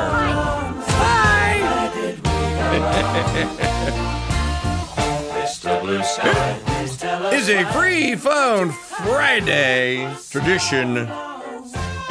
Yeah, play the Monty Python, I Want to Be a Woman clip, followed by the Electric Light Orchestra's Mr. Blue Sky. And then if you're watching it on the video, you get the scene from Guardians of the Galaxy where Baby Groot is dancing across the battle scene as the Guardians are being blasted to Kingdom Come, and he has his headphones in and he's listening. If you haven't seen the movie, the significance of it is that he's listening to Mr. Blue Sky in his headphones. He's dancing across the battle screen, and he's just going, "Oh, hey, Mr. Blue Sky," and then Zoe Saldana looks at him and goes, "Groot, what are you doing here? Get out of here!" And he goes, "Hi." So a very humorous, warm kind of Friday tradition here on your favorite morning drive radio and TV show. The Mike Church Show is on. Hey, big news yesterday. Thank you very much. We hit 2,701 subscribers on YouTube. Who's next? So I guess the next milestone will be 2,800, and then you can figure it out from there. Go to youtube.com/@RealKingDude, and all of that is completely and totally without the aid and assistance of anyone, with the algorithm being our complete and total enemy. And as you can tell, because as a percentage of subscribers, we have a pretty healthy listening audience or viewing audience every day. So subscribe with us today at youtube.com/@RealKingDude. But if you really want the subscription, then you need to become a Dude Nation Medal level member. Bronze, silver, gold, platinum, father, rhodium elite. 5 levels. Elite is the highest. Starts you off with a 10% discount in the Dude Gear store for Father's Day, just in time. 15% for a Platinum, 20% for a Rhodium Elite. Plus, you get all the podcast series. You get the chat room. You get any event that we have. You're going to get first dibs on any event that we might have, and whatever it is we're selling or giving away or reserving. It's yours. So become a Dude Nation Metal member today. Go to mikechurch.com/dude and join. You get the transcript of the program every day, which I think is worth the price of admission, plus the podcast service. Podcast.mikechurch.com. That podcast player is the best podcast player in the business. And it works just like your favorite streaming channel. You're in the middle of last Thursday's episode and you stop because you got Uncle Bobo calls and you need to go help him change the flat tire. And you stop the program, you get out of that, and you go somewhere else, and then you quit the app. You go back, oh, no, I lost my place. No, you didn't. You open that show up, go right back to where you started. True story. You can make your own playlist. You can make your own favorites. This is all at podcast.mikechurch.com. This is for members, but there's a preview service there. Thousands of preview files. You can go and watch today or listen to today, podcast.mikechurch.com. But it is part of your membership if you join. So, mikechurch.com/join. Do I really want to hear Lindsey Graham? Ugh. Well, what I would say is that we're going to give the Iranians one more chance. And they don't do exactly what Ben Shapiro and Mark Levin said. I mean, what President Trump says that they ought to do. And then we're going to go in there and heavier than ever and destroy all of Iran. Under what UN authority? By the way, I was saying this during the last segment. When he starts out, we took out the first level of leadership we took him out. The rest of the world calls that assassination. Sir? You know, Push Up Pete and the other warmongering neocon hacks, Tracksuit Marco and the rest of them, they revel in running around bragging about committing war crimes. Let's be very clear. The United States, there are not two lanes here on Earth, especially in the affairs of state. There's not the lane that the U.S. occupies where we get, what, do you think this is an episode of Survivor and the U.S. got an immunity idol from the UN and from The Hague hanged around his neck? Oh, no, we're immune. No, we can kill anybody we want anytime we want. Can I ask the question of why that is like such the most coveted thing? Don't you want more healthier wheat to grow in Iowa? More healthier corn to grow in Nebraska? More healthier sugarcane to grow in Louisiana? Why isn't that a priority? I'm asking for a friend. Can you answer that question, Mr. Neocon? Mr. Fox, F-A-U-X, fake Fox News watcher? Why is it my priority that people that I don't know who live in a country 6,700 miles from here must be obliterated? We obliterated. Mike Church is never getting an interview. He's not going to get one. I think people should have to suffer through Lindsey Graham every now and then just to be reminded of how bad he is. Well, it's Friday. We're all miserable. Well, our Lord was certainly miserable on Friday, which this is why you don't run around and say Happy Friday. No, we're doing abstinence from meat today, and hopefully a fast. Even if it's a feast day. Well, today is the Feast of the Sacred Heart. You know what? That's above my pay grade. That's a Father Glaude question. That's where's Isaaconis at when we need him? Ask Isaaconis. Do you get so what's it called? Dispensation from abstinence and fasting today, Isaaconis? It depends on the caliber of the feast. Like if it's a double major second class, or I don't know. Somebody above my pay grade. I didn't say it. You did not hear me say it. I said nothing. I don't know anything. 0.0. I defer to a Yeah, I defer to if Father Glob wants to answer that question, he can.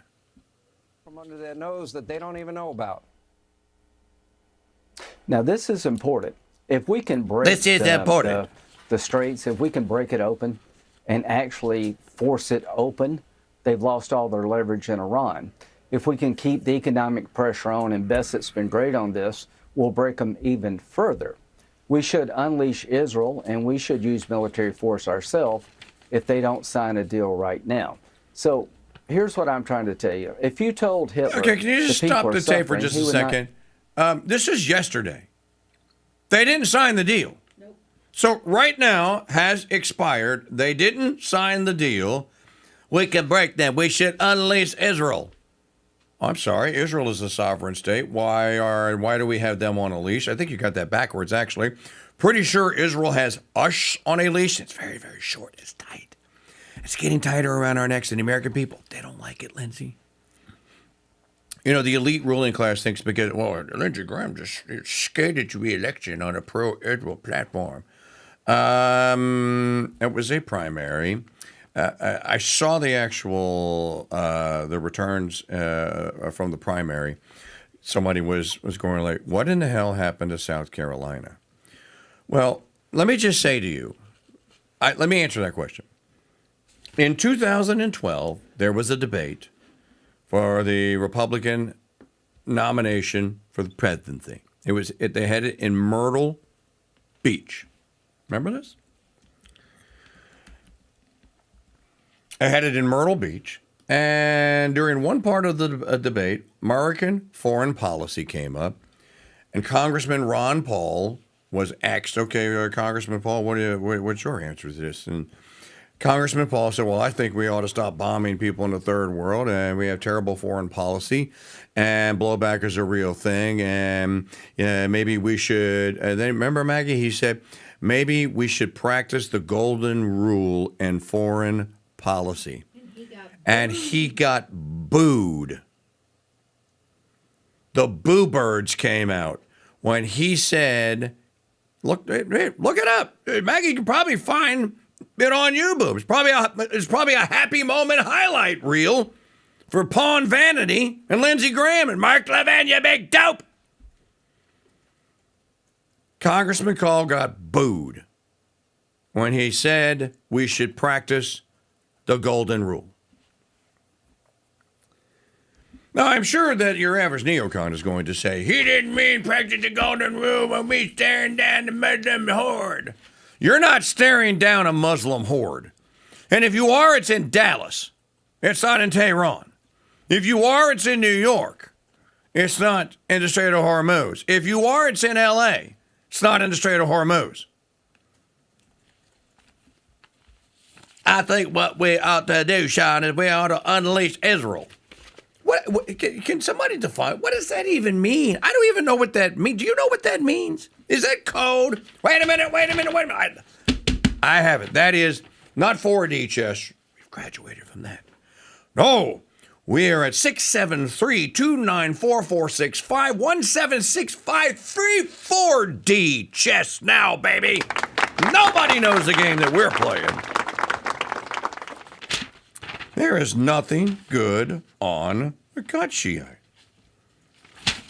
What happened to the foreigners talking about fried chicken? Oh, I mean, I didn't put them on the cut sheet, but I have. It's a free phone Friday. We can talk about whatever the Hades we want to, and I want to talk about foreigners talking about eating Southern fried chicken. They weren't talking about eating. Oh, that guy was eating. Was he eating? No, he wasn't eating McDonald's, was he? No, he was eating Texas barbecue. Oh, it was Texas barbecue. Not as good as Louisiana barbecue or mine. You don't, okay, if you can't find that, don't worry about it. How about the two black women on the podcast telling black people to lie to get on the jury?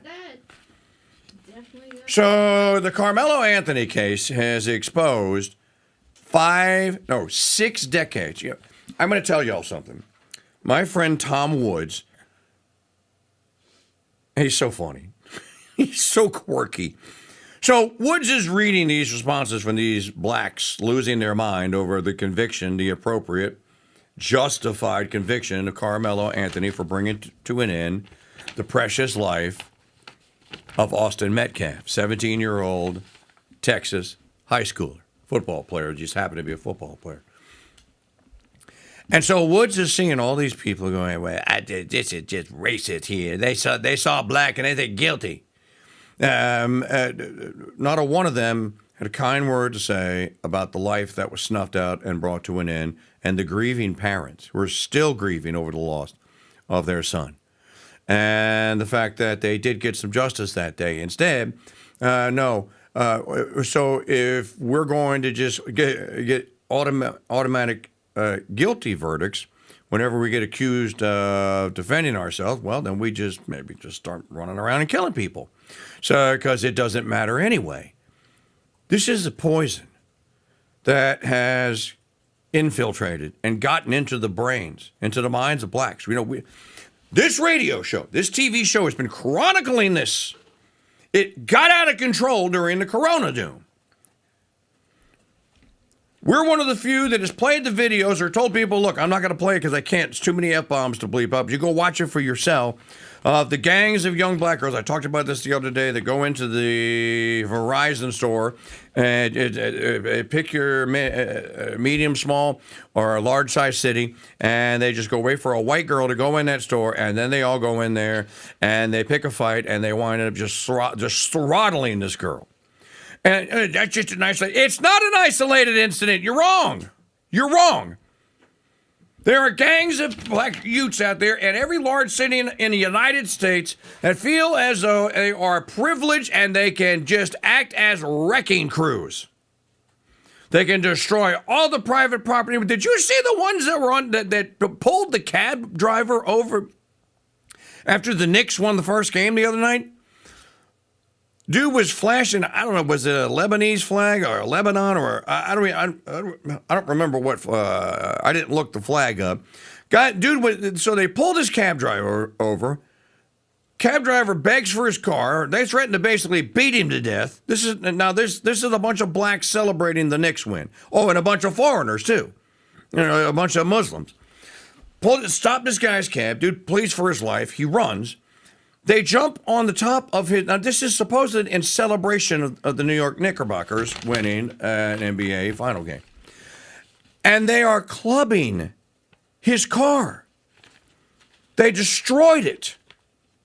They broke all the lights. They broke his windshields. They broke his windows. They basically ripped the hood off of the thing. They feel as though they're entitled. And this is what Tom Woods wrote in part. You know what, Maggie, play the clip. I'm going to go find what Tom wrote because I just want to give Tom credit for it because I think Tom is absolutely correct. Be prepared. You're going to be angry. For this clip? You're going to be angry. Everybody going to be, should I play the KKK took my baby away? All right, here we go. They say, can you be fair? Don't say, no, I'm not finna put a black man in jail. Don't say that, okay? Because if that's what you're gonna say, you could have stayed home. You have to go and be like, no, I will hear the evidence. I can be fair. Don't say, I hate white people and I don't care what he did. Don't do that. That's what people were doing in this case. Don't do that. Okay, and then everybody's like in an uproar because there's no black people on the jury when damn near half of the black people who could have been on the jury canceled themselves out. Yeah. Don't do that, okay? So don't do that. Don't do that. See, somebody in the comments talking about that's what got me put out. Don't do that.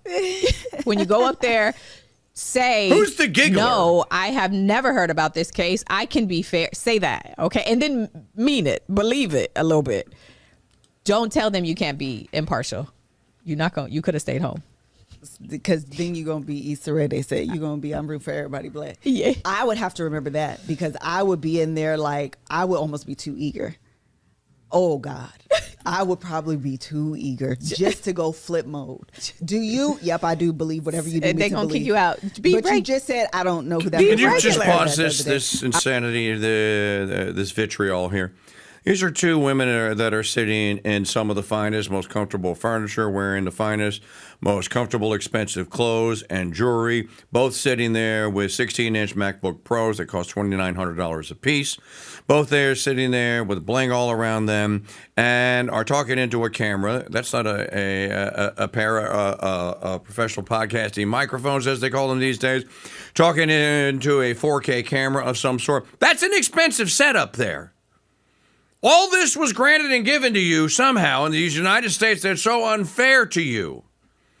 And so now you're going to go in and you're going to say that we're going to go in and we're going to intentionally throw the juries. Don't care if it's a black man, if he's being, don't care if he is being accused of diddling your next door neighbor's child, who was 13 years old and got her pregnant. Doesn't matter. Innocent. He black. Don't go in there with that. Tom Woods. If you read nothing else today, read Tom. Now, Tom was going to leave. Oh, man, I'm so sorry, guys. I dictated that out while I was driving. My punctuation is horrible. We'll forgive you. Tom Woods. After 7 decades of civil rights activism, we have a huge black population that believes murder ought to be legal if against a white person. Black students ought to pretend to be white on college applications, since we are said to live in a white supremacist society. Strangely, they do not. That's because the truth is this. White people in this 7 decades since the civil rights movement crippled their own children with preferential policies that favored much less qualified black applicants in schooling and employment. Any qualification that blacks couldn't meet at the same rates as whites had to be thrown out. Or you bankrupt yourself in court by trying to show, with a team of vulture lawyers after you, that the requirement was absolutely necessary. Countless jurisdictions have had to throw out entry exams entirely after no amount of dumbing them down could get enough black students to pass them. The campaign against gifted and talented programs, meanwhile, has been driven partly by the disparate impact doctrine. Yeah, they killed that too, right? You've heard some of the news items. Seattle phased out its highly capable cohort starting around 2021, 2022, and aimed for full phase out by 2027. The rationale, addressing historical iniquity and overrepresentation of white and Asian students. Your student can't have those programs because we've decided there are too many people in them who look like him.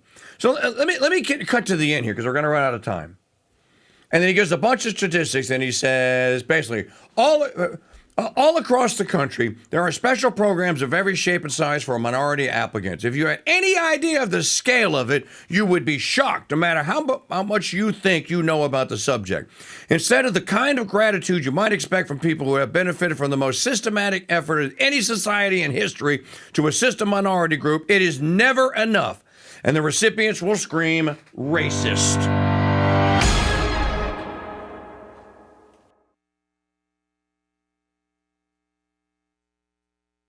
When you go out into the fallen, darkened world that most of America has become, turn on the Mike Church Show. Hey folks, Mike Church here. And let the red, white, and Dude Nation light the way for you. Hey, we guarantee it works a lot better than that little Levite lightning bug, Ben Shapiro. I've sentenced boys younger than you to the gas chamber. Hop into your guilt-free ride into MAGA-con-free conservatism. On the Mike Church Show.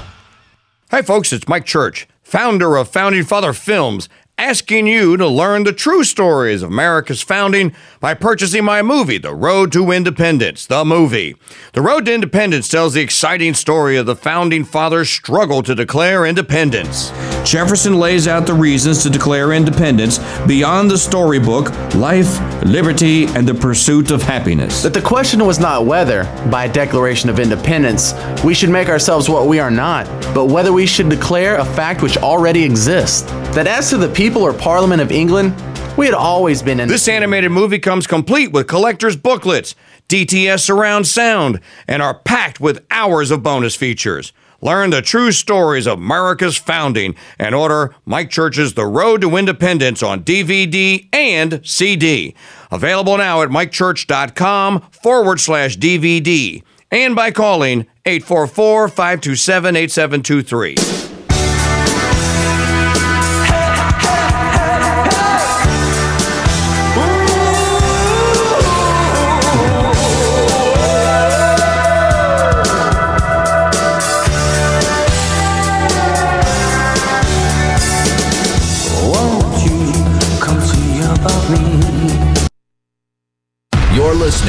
Crusade Channel, a Black Hat Studios media property. Broadcasting live 24/7 from Madisonville, Louisiana, and to the world via CrusadeChannel.com.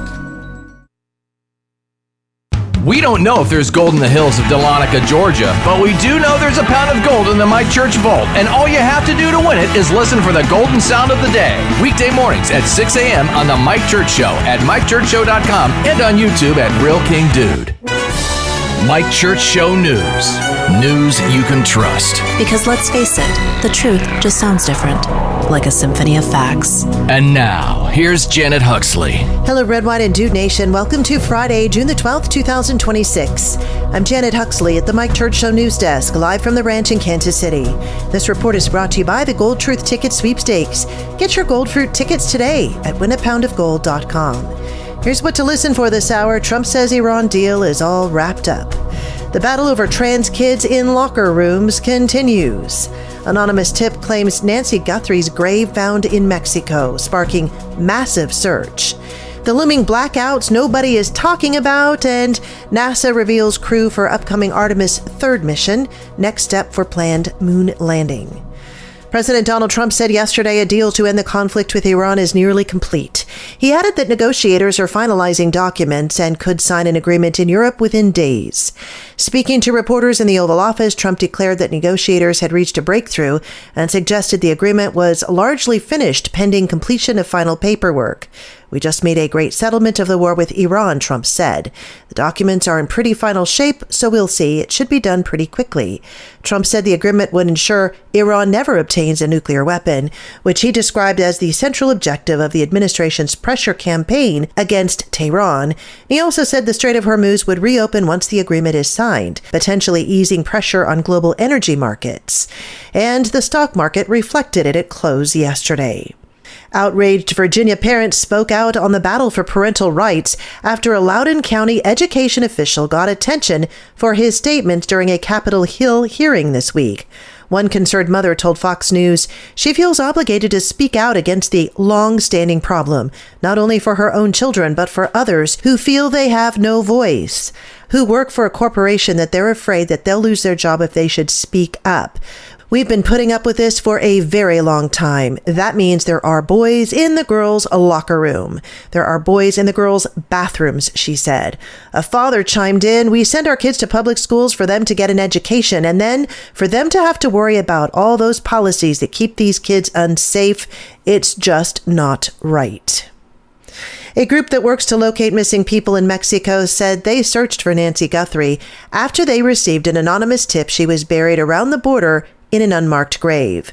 Ramona Guadalupe Ayala Ortiz, head of Buscando Corazones Nogales, said the group received a tip on Wednesday about Guthrie, who was abducted from her Tucson, Arizona home more than 70 miles north of the border city of Nogales.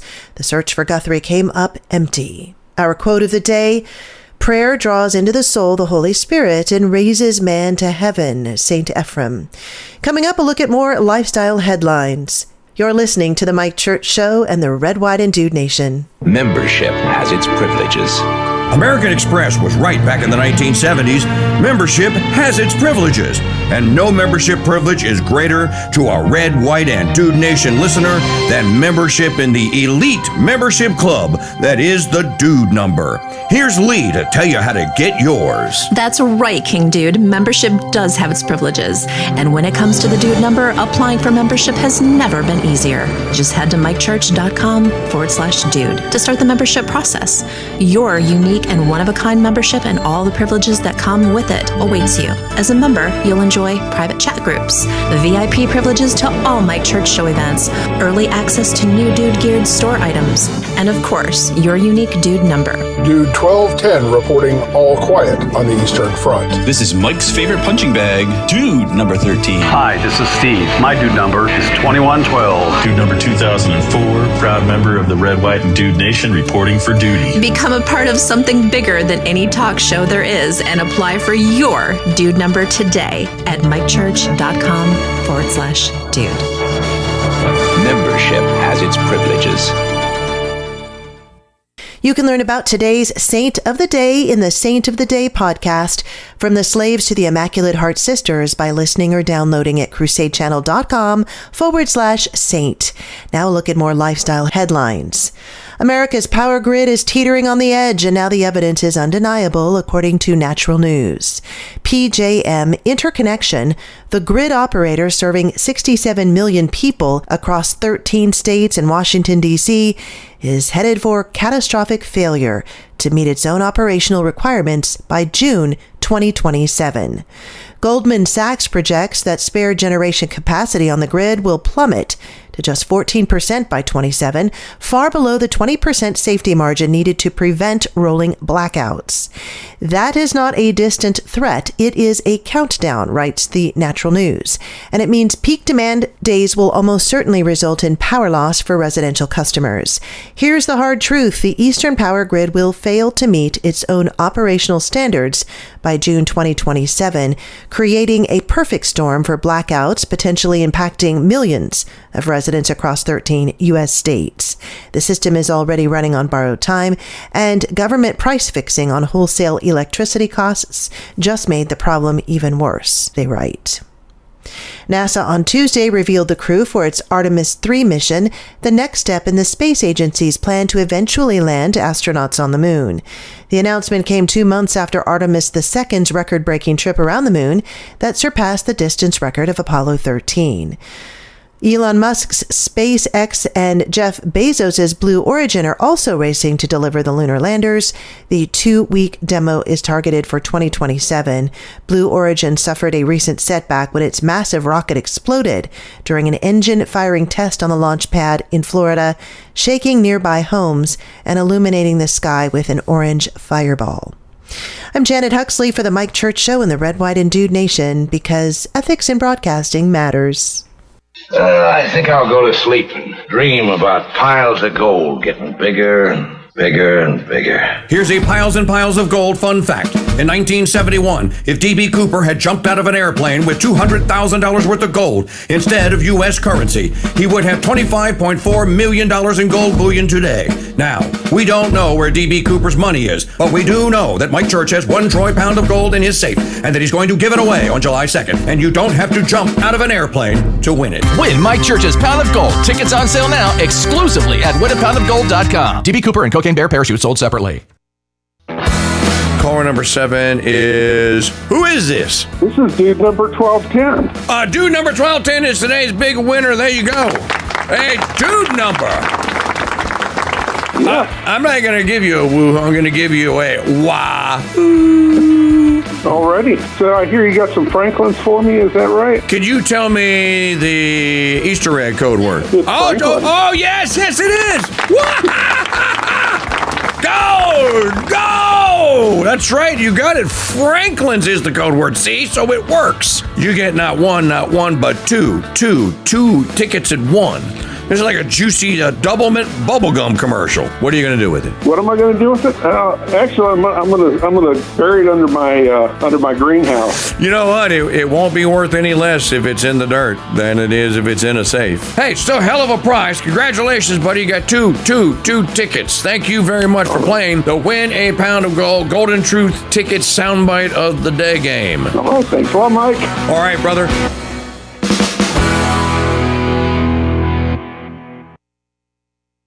I'm pretty sure what's killing the crops is this last time. I'm pretty sure what's killing the crops is this Brondo stuff. The Brondo's got what plants crave. It's got electrolytes. So wait a minute. What you're saying is that you want us to put water on the crops? Yes. Water? Like out the toilet? Well, I mean, it doesn't have to be out of the toilet, but yeah, that's the idea. But Brondo's got what plants crave. It's got electrolytes. Okay, look, the plants aren't growing. So I'm pretty sure that the Brondo's not working. Now, I'm no botanist, but I do know that if you put water on plants, they grow. Well, I've never seen no plants grow out of no toilet. Hey, that's good. You sure you ain't the smartest guy in the world? Yeah.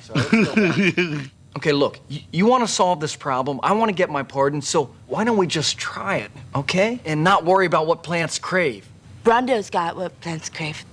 Yeah, it's got electrolytes. What are electrolytes? Do you even know? It's what they used to make Brondo. Yeah, but why did they use them to make Brondo? Because Brondo's got electrolytes.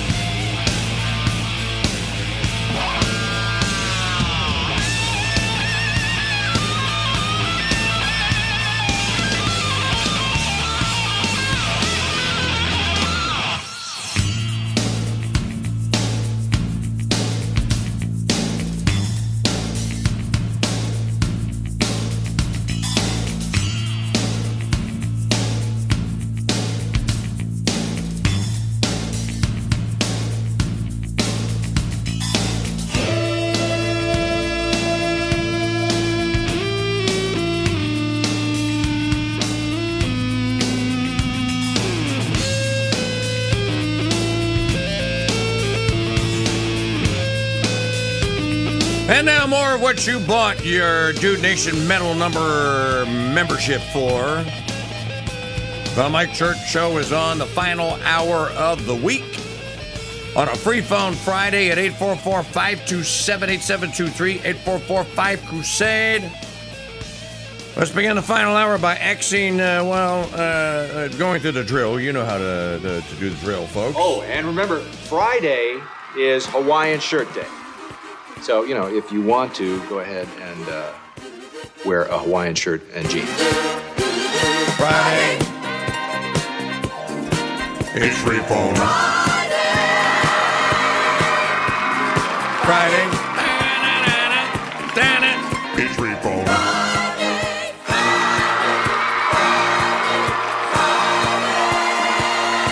Yes, it is a free phone Friday.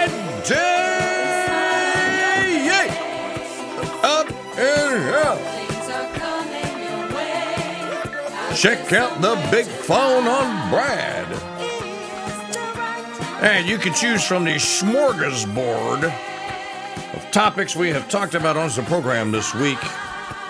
Give us a call at 844-527-8723. Not man or woman enough to pick up the phone? Fine. $5 will get you a comment at mikechurch.com/coffee. X your question there, or pop it into the YouTube chat with a tip.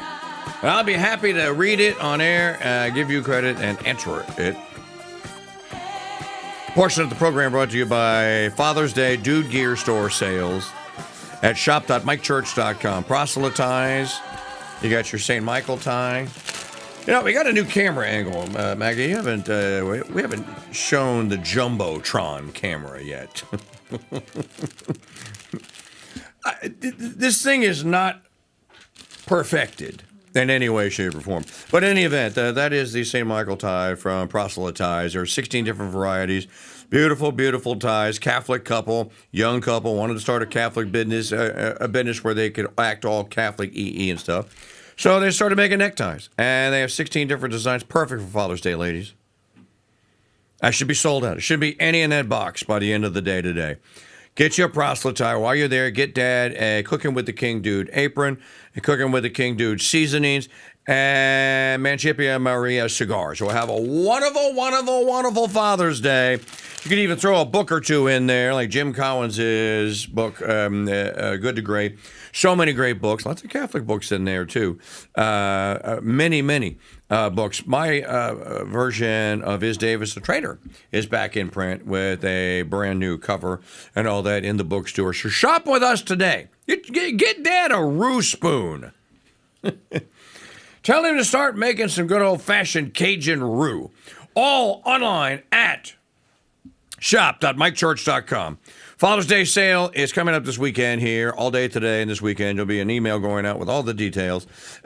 Shipping is free on orders over $75 or more. Don't forget the seasonings, especially the Beast and Butt Rub. Great for your barbecue. And 4th of July is coming up, so if there is going to be any celebration, you're going to want to have Beast and Butt Rub, Chicken Mamu, and a Acadiana steak seasoning on hand. There's only one place to get it. Shop.mikechurch.com. Your purchases benefit us here on the Crusade channel, the Mike Church Show, the Crusade Radio Guild. Shop.mikechurch.com. calm.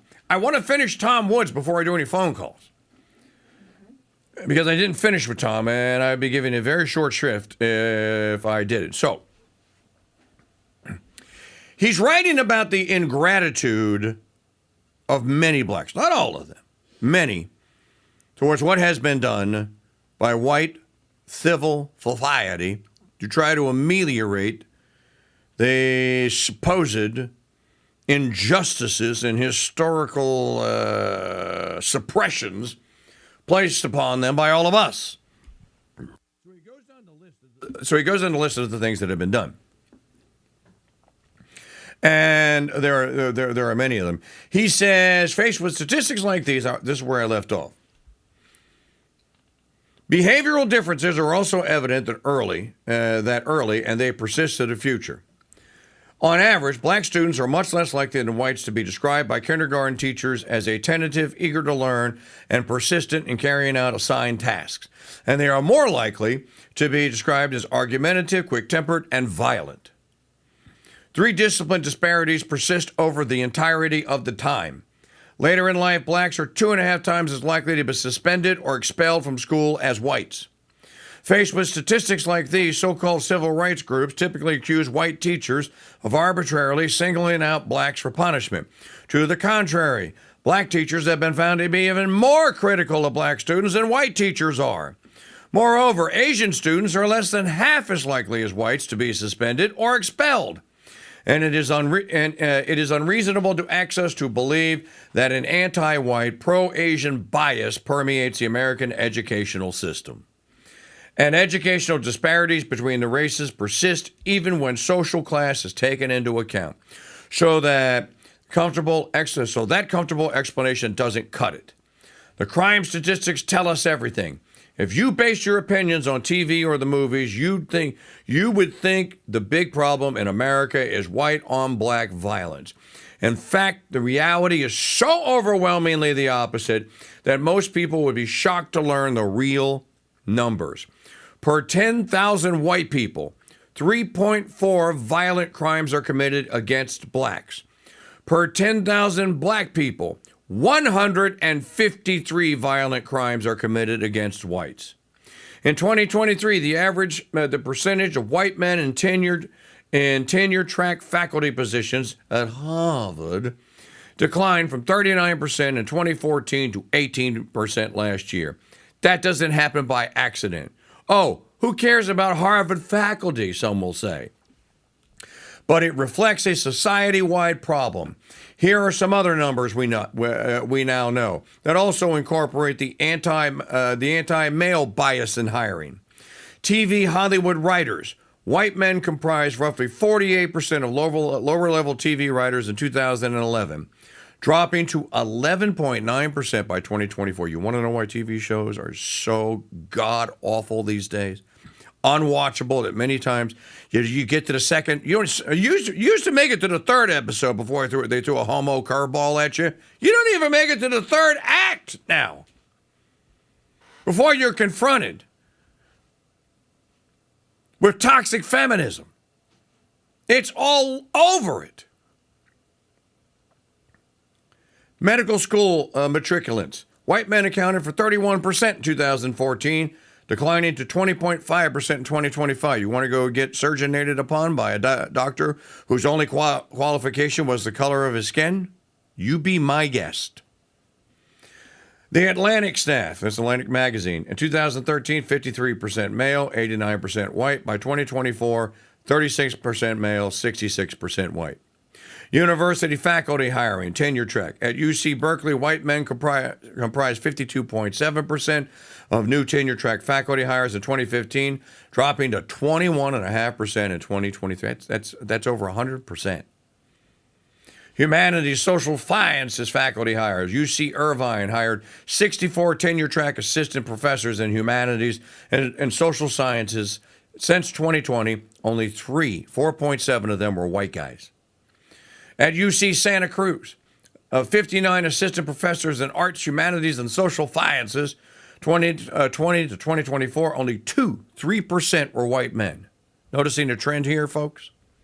Law school matriculants. White men accounted for 31.2% of law school matriculants in 2016, falling to 25.7% in 2024. Corporate tech entry and mid-level, specifically Amazon. Entry-level professionals, college graduates, were 42.3% white male in 2014. By 2024, mid-level manglers had fallen from 55.8% white male in 2014 to 33.8%. That's a 40% decline. Are all these things happening by accident? No, they are not.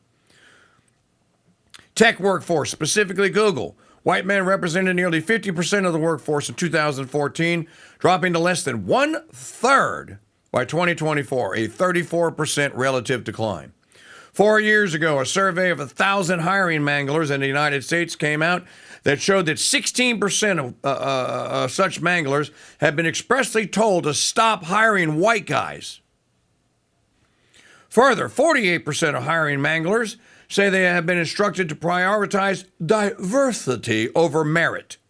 And 53% they believe they will lose their jobs if they don't hire accordingly.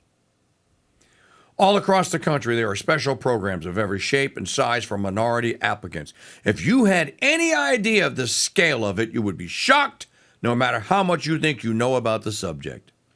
Instead of the kind of gratitude you might expect from people who have benefited from the most systematic effort in any society to assist a minority group, I haven't even mentioned the literal trillions of dollars in wealth redistribution. It's never enough. And the recipients will scream racist in your face for pointing any of this out. Tom Woods' conclusion. My friend, we can hope that the Carmelo Anthony case accelerates the coming of the day when whites say, we have done everything humanly possible for you and received only hatred and ingratitude in return. You are on your own now.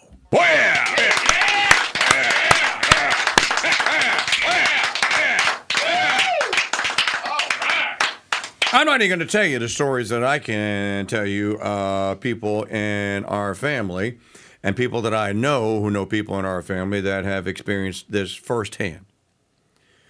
This is an outrage. Let me try to sum up what Tom is saying here in another way, Mike Church Show way. What he's saying is that since the beginning of organized civilization, this 6-decade-long effort has been the most systematic, consistent, and persistent effort in social engineering to change the social structure, the social position, and even to change how intelligence and success in civil society are measured. No country, no civilization in world history has ever attempted anything like what white people in the United States have attempted. And as we were warned about it before it began, it has now come to the time when the divorce and the end of it must come. And by the way, ironically, this benefits the black man. Because ultimately, when the black man doesn't have Big Brother to stick his hand into my pocket and take what's mine and give it to him, and he actually has to go out and earn it, he will learn how to do so. He is a human being.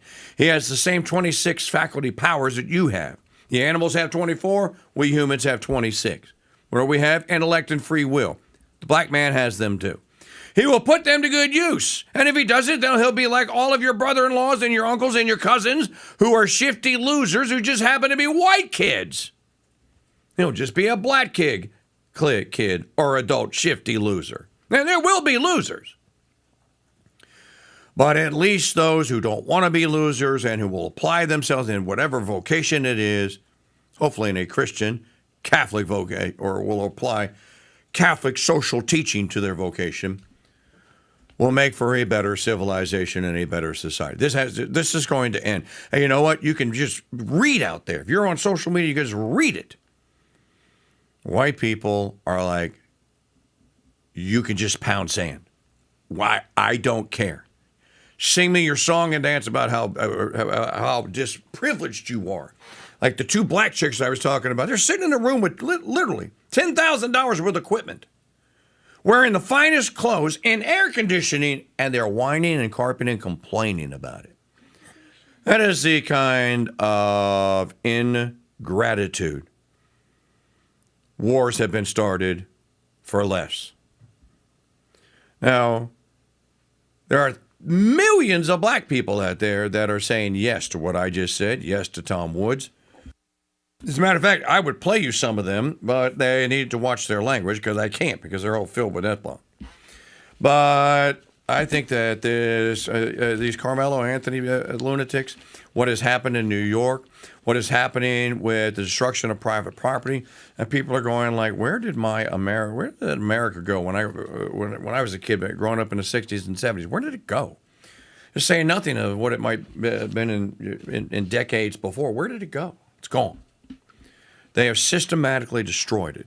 And as they have systematically driven Catholic social moral teaching and Catholics and Catholicism out, and the war is always, folks, don't kid yourselves. My Protestant brothers and sisters, you know this. The war is always on us Catholics. I don't even want to hear anyone say that it's not. It's always directed at us. And we should suck it up and say, thank you, God. May I have another. Catholic men need to stop being the whiny little bitches that they have become.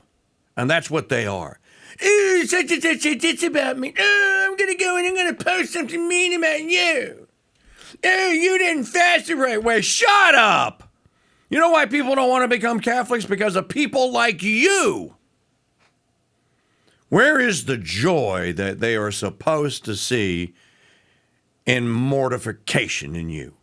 You don't have it. You are incapable of it. So sing a Michael Jackson song. I'm looking at the man in the mirror. Before you start poking your finger in my eye, get the one out of yours. You know, I've been saying this for years, and I'm doubling down on this. Catholic men can fix America. It won't be perfect. It will not be a panacea. Perfection is up there. It's not down here. But at least it can be a society that we can call home. And you can raise your children in it and have a reasonable expectation that the state will be their partner or at least their accomplice in their attempt to win a blessed eternity.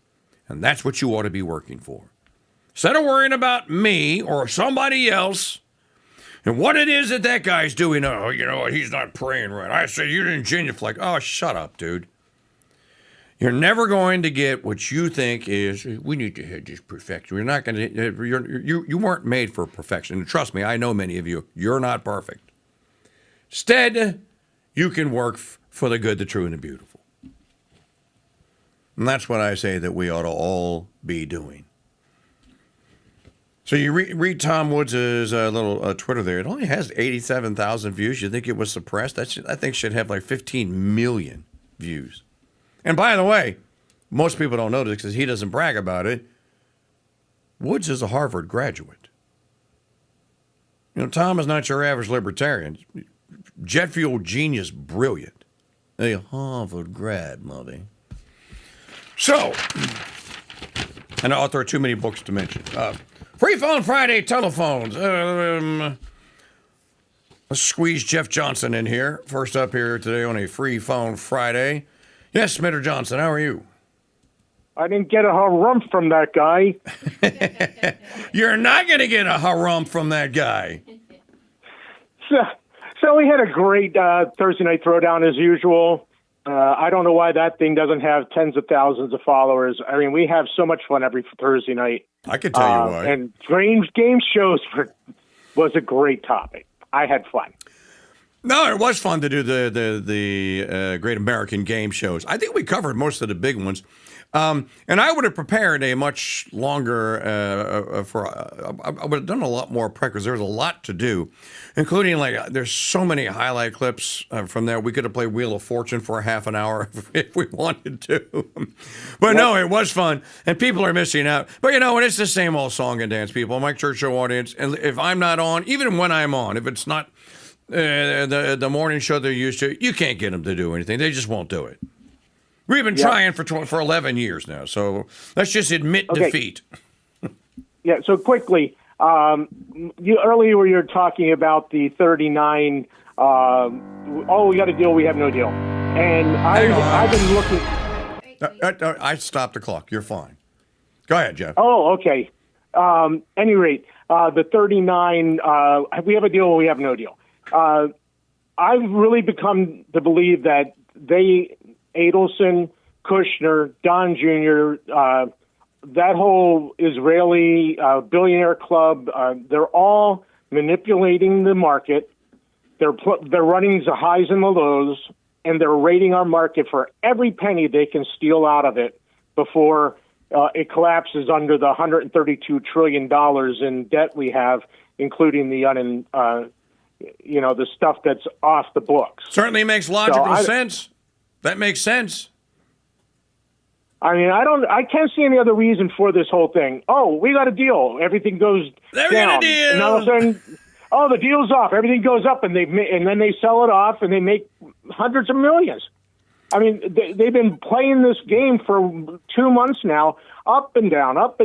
And while we're still paying, I go to the grocery store and I walk out with a couple little bags, and it's $100. I mean, it's insane anymore. I mean, they've made everything unattainable just about. At any rate, did you hear Phillips call yesterday? I'm sure I did.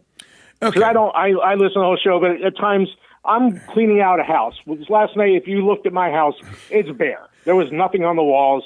I'm soon going to be closing on it, and I will be full-time in Maine.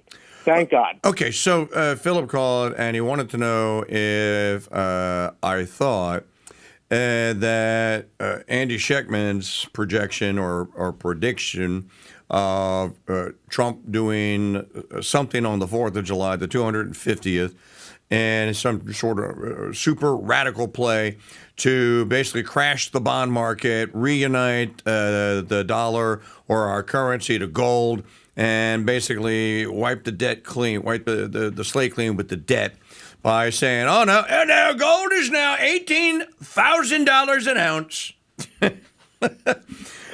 Which, man, I hope I win that 20 pounds.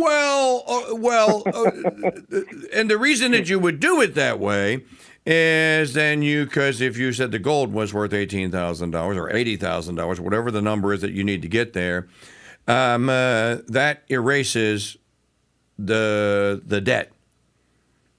Supposedly, this erases the debt. The valuation of the dollar goes in the other direction, and it erases the debt. Is it possible? I don't know. Can you do that by executive order? Nixon took us off the gold standard by executive order. Why can't you return it to the gold standard by executive order?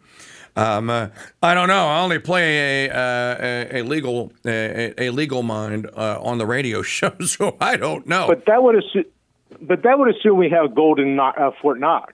Well, and we don't know if we have any gold in Fort Knox because wait a minute, what happened? That's right. The audit never happened. The audit never happened. So, as I said, why aren't people preparing for the joyous occasion, supposedly joyous patriotic occasion, Jeff, of the 250th, the semi-sesquicentennial? You should be telling me, KingDude, are you going to such and such for? Well, I don't know. Why isn't anyone happy about it? Because everyone's tired of our government. This war is on, off. I mean, we didn't want this war to begin with, but we're stuck with it. I don't know, KingDude. This is definitely above my pay grade as well. But I'm very skeptical of what they're doing. I truly hate to think the worst of people, but I truly believe that they're just raiding the coffers before it all just collapses, and that's unfortunate. But anyway, let's go off and. Thank you for another week of great radio. Thank you. You're welcome. I'll see you on Monday. Okay, buddy. Love you guys, and I'll talk to you again next week. All right, brother. Love you too, man. Hey, break it. Hold on. Breaking! Told you. This is from the Hormuz letter moments ago on X. Iran now also rejects Trump's claim that, quote, we have a deal in which Iran won't have nuclear weapons, close quote. Saying the current draft keeps the nuclear program completely untouched with no new commitments regarding not building a nuclear bomb. Enrichment of uranium or uranium handover to the U.S. per IRNA. The draft also requires the U.S. to pressure Israel to completely end the war in Lebanon, release $24 billion of frozen funds, pay Iran $300 billion as an investment fund for war reparations, lift the U.S. naval blockade, release all sanctions, and accept Iranian control over the Strait of Hormuz. These are Iran's conditions for the U.S. to accept. Only then will Iran sign the agreement. Well, that doesn't sound close at all.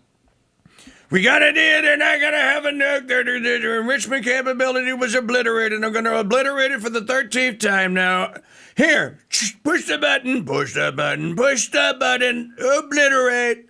Goodbye, nuclear program. It's bottom of the mountain, not the sea. The Navy's at the bottom of the sea.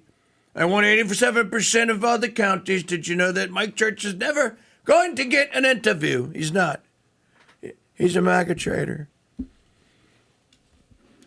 This is exactly what I was talking about this morning when I told you that this was not going to happen.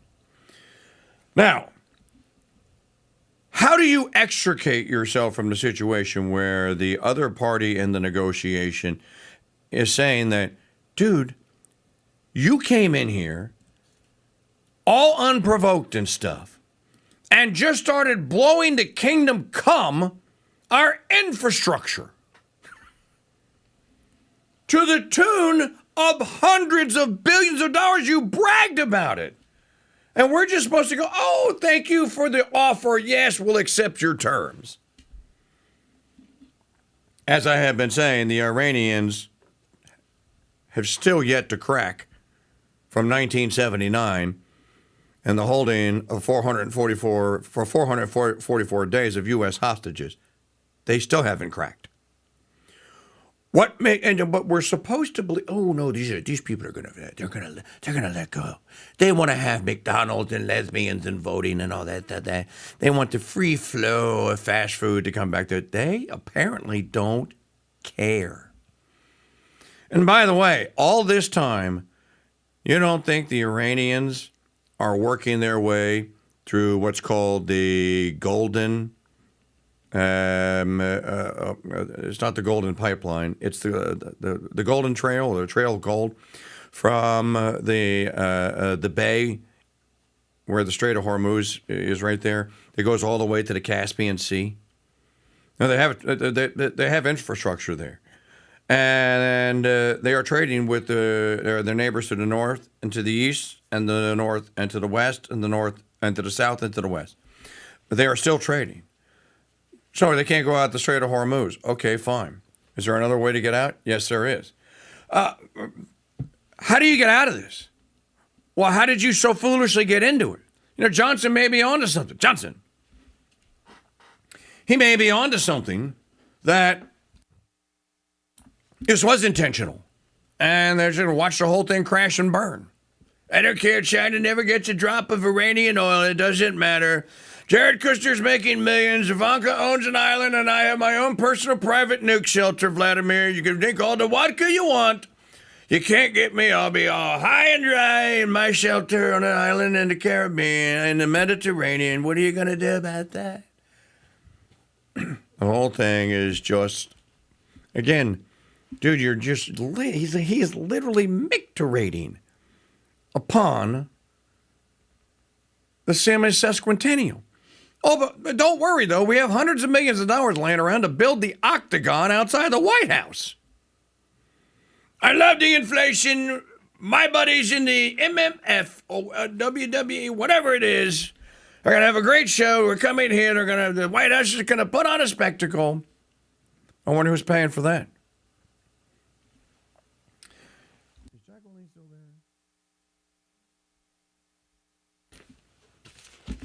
Back to the telephones at 844-527-8723.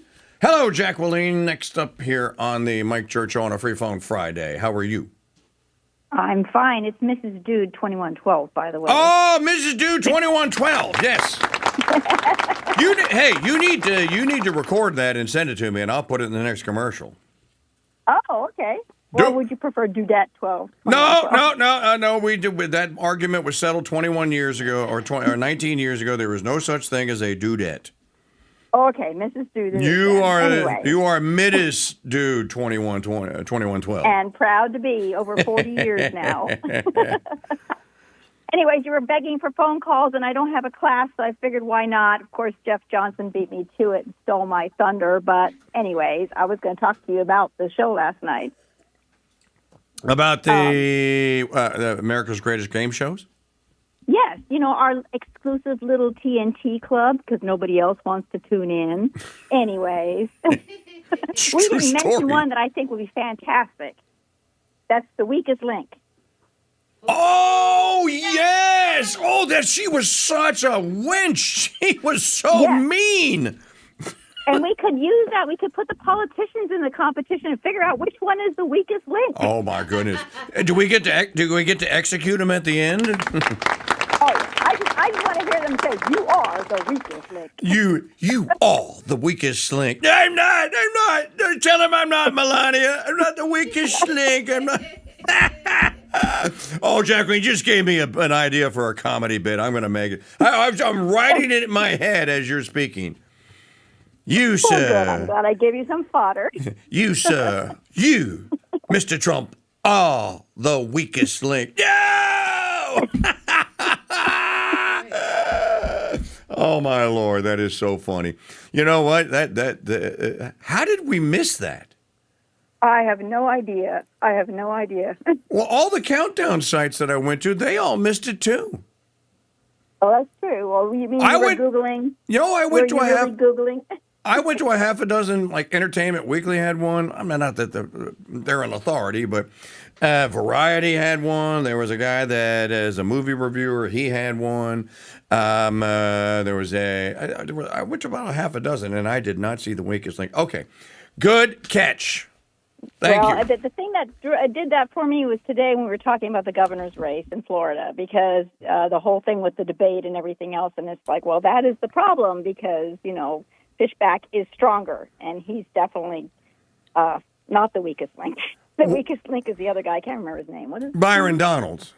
Byron Donald. I don't even bother because the only name I have in my mind is Fishback. I even got some text messages from the other side trying to get me to come across, and I texted them back and said, "It's Fishback all the way. Please don't contact me again." So there you go. And it's what I think is the most interesting thing about the entire Fishback phenomenon, or phenom, because it is a phenom, is that it has the Florida Republican Party and now the National Republican Party completely and totally shocked and stumped.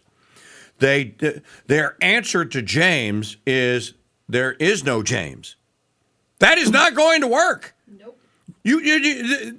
Their answer to James Fishback is what? What James Fishback? There is no James Fishback. You're just going to make more James. You keep doing that, you're going to make more James Fishbacks. Yeah.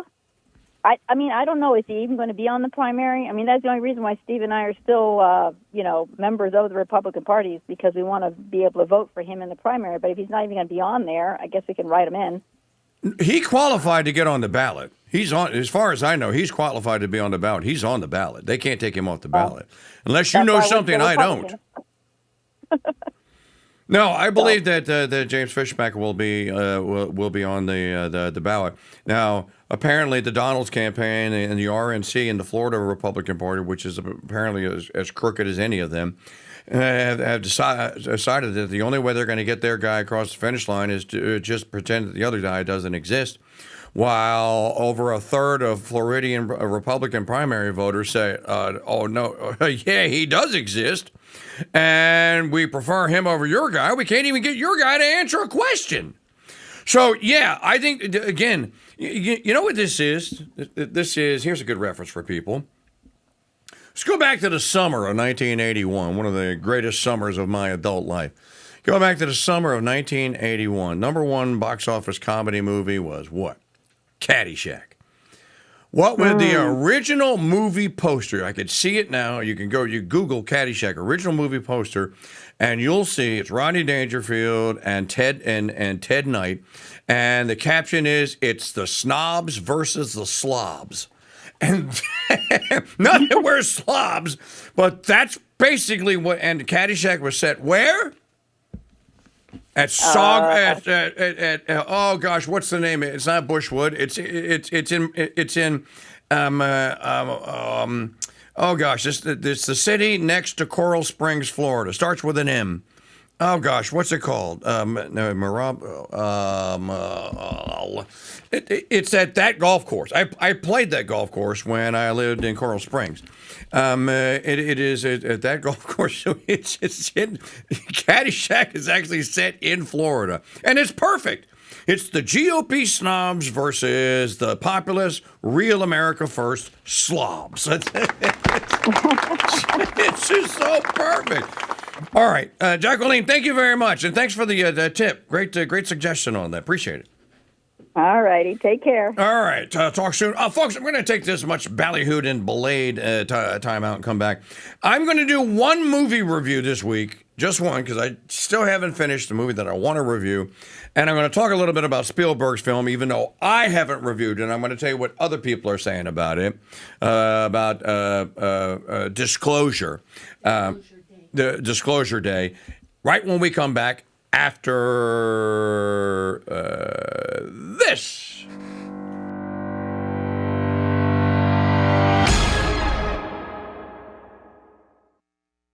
Show has been the industry leader in promotions, giving away 5 cars in the last 8 years alone. But nothing can prepare you for the greatest giveaway event in broadcast history. Coming June 8th. Hello, Red, White, and Dude Nation. I'm Janet Huxley at the Mike Church Show News Desk with your crucials for Friday, June the 12th, 2026. This report is brought to you by the Gold Truth Ticket Sweepstakes. Get your Gold Fruit tickets today at winapoundofgold.com. In the market report, all 3 major indexes were up again, and the Dow was up 1.86%. The S&P rose 1.75%. NASDAQ soared 2.54%. Today, in National Day calendar news, it is National Loving Day, commemorating the day the U.S. Supreme Court in 1967 ruled there can be no doubt that restricting the freedom to marry solely because of racial classifications violates the central meaning of the Equal Protection Clause.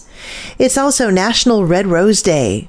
Red roses were used in many early cultures as decorations in wedding ceremonies and wedding attire. It was through this practice the red rose eventually became known as a symbol of love and romance.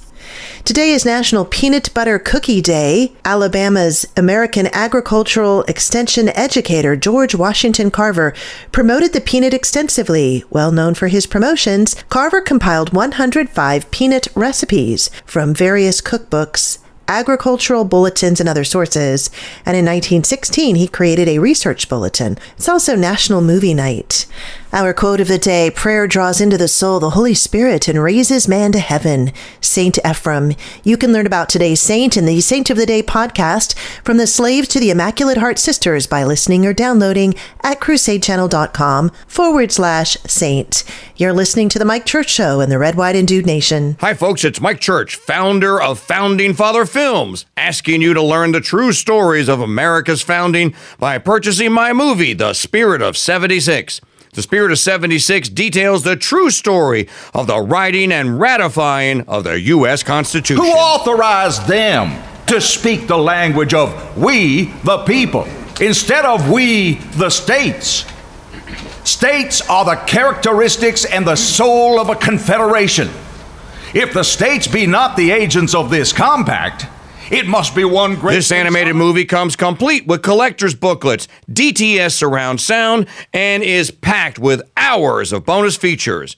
Learn the true stories of America's founding and order Mike Church's The Spirit of 76 on a 2-DVD or 3-CD set. Available now at mikechurch.com/DVD and by calling 844-527-8723. Yep. Yep. So, are we gonna do this regenerative farming thing or what? Yep. Who you calling degenerate? Tommy, that's regenerate. It means to recycle the earth, not till it to death. Great, because I'm cycling rounds with Vera till death. We're gonna starve to death, y'all. Don't be a Tommy. Stock up on regenerative farming books and books to farm by in the Founders Trading Post. Books by Father Dennis Fahey, Father Vincent McNabb, Hilary Belloc, and many, many more. And remember, these books aren't just how-tos on moving earth, livestock, and sowing seeds. These books teach the family economy that flourishes on the small family farm, homestead, and yep, even suburban development. So start your collection and start your learning and change your family life for the better today. All books available at mikechurch.com/farm. Hey, Rick, this row needs another pass. Where's the regenerate switch on this shovel? I think I'll go to sleep and dream about piles of gold getting bigger and bigger and bigger. Here's a piles and piles of gold fun fact. The first gold rush wasn't in California or in Alaska. It was in Dahlonega, Georgia in 1829 and lasted until the last gold mine closed around 1910. Now, some people say that there's still gold in them there Georgia hills. We don't know about that, but we do know that Mike Church has 1 troy pound of gold in his safe, and he's going to give it away to one of you on July 2nd. Win Mike Church's Pound of Gold. Tickets on sale now exclusively at winapoundofgold.com. Vacation sold separately.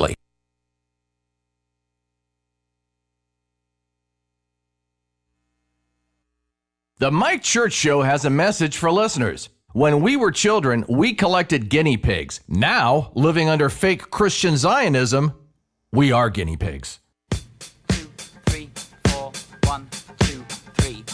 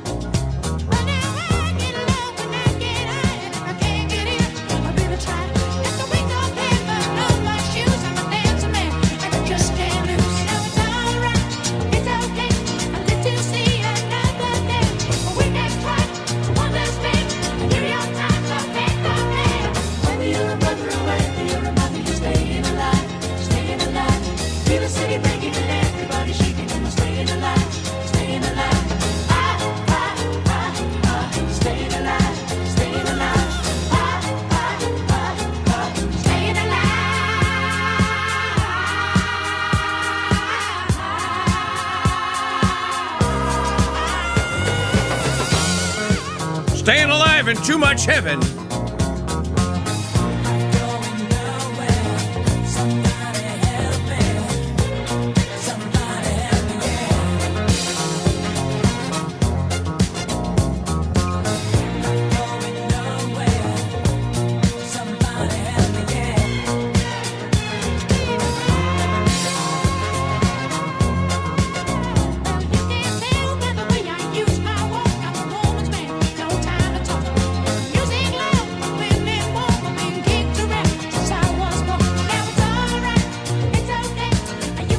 All right, people asked me last week to bring back the Bee Gees Super Medley, and I didn't do it because I don't have all my Bee Gees songs assembled here. But I just did give you a pro radio announcer disco mix, basically. So we started off with the Serban mix of Staying Alive, which was never a single and was only released one time, and it was on the actual double album set that is Saturday Night Fever. If you have the album, it's on it. And then crossfaded it to the actual number one hit single. Was released by RSO Records on that label and is on the Bee Gees' 1967-1990 compilation called A History of Song. So there you go. You did kind of get a medley. And by the way, I didn't time that in advance. I was trying to count the beats in between the last. In any event, I hope you enjoyed it. Mike Church Show here. I played the Golden Truth ticket soundbite of the day. It's Friday. It's a big payday. Maggie wants to sleep all weekend long. She's not going to until we get to 1,000 tickets. Today and this weekend is the day. Now, look. Most people that are running nonprofits of any sort, and we are running one, and trying to keep this radio station alive and on the air. And, of course, Steve Cunningham from Sensus Fidelium is, man, I was on his YouTube channel. He has like 100 videos scheduled to go that haven't even been published yet that he's put together. So the guy never sleeps. He's working tirelessly on his site all the time. And I think he would like to actually have someone to assist him is one of the reasons he asked to join the fundraising so that the contest was a smashing success we all know it can be, which is to sell the 10,000 tickets. Well, we're not going to do it without your help. So please send the link out after you buy your ticket. So you become an affiliate. You go back to winapoundofgold.com, click the affiliate tab. I'm going to make a video on all this just in case you need some instructions.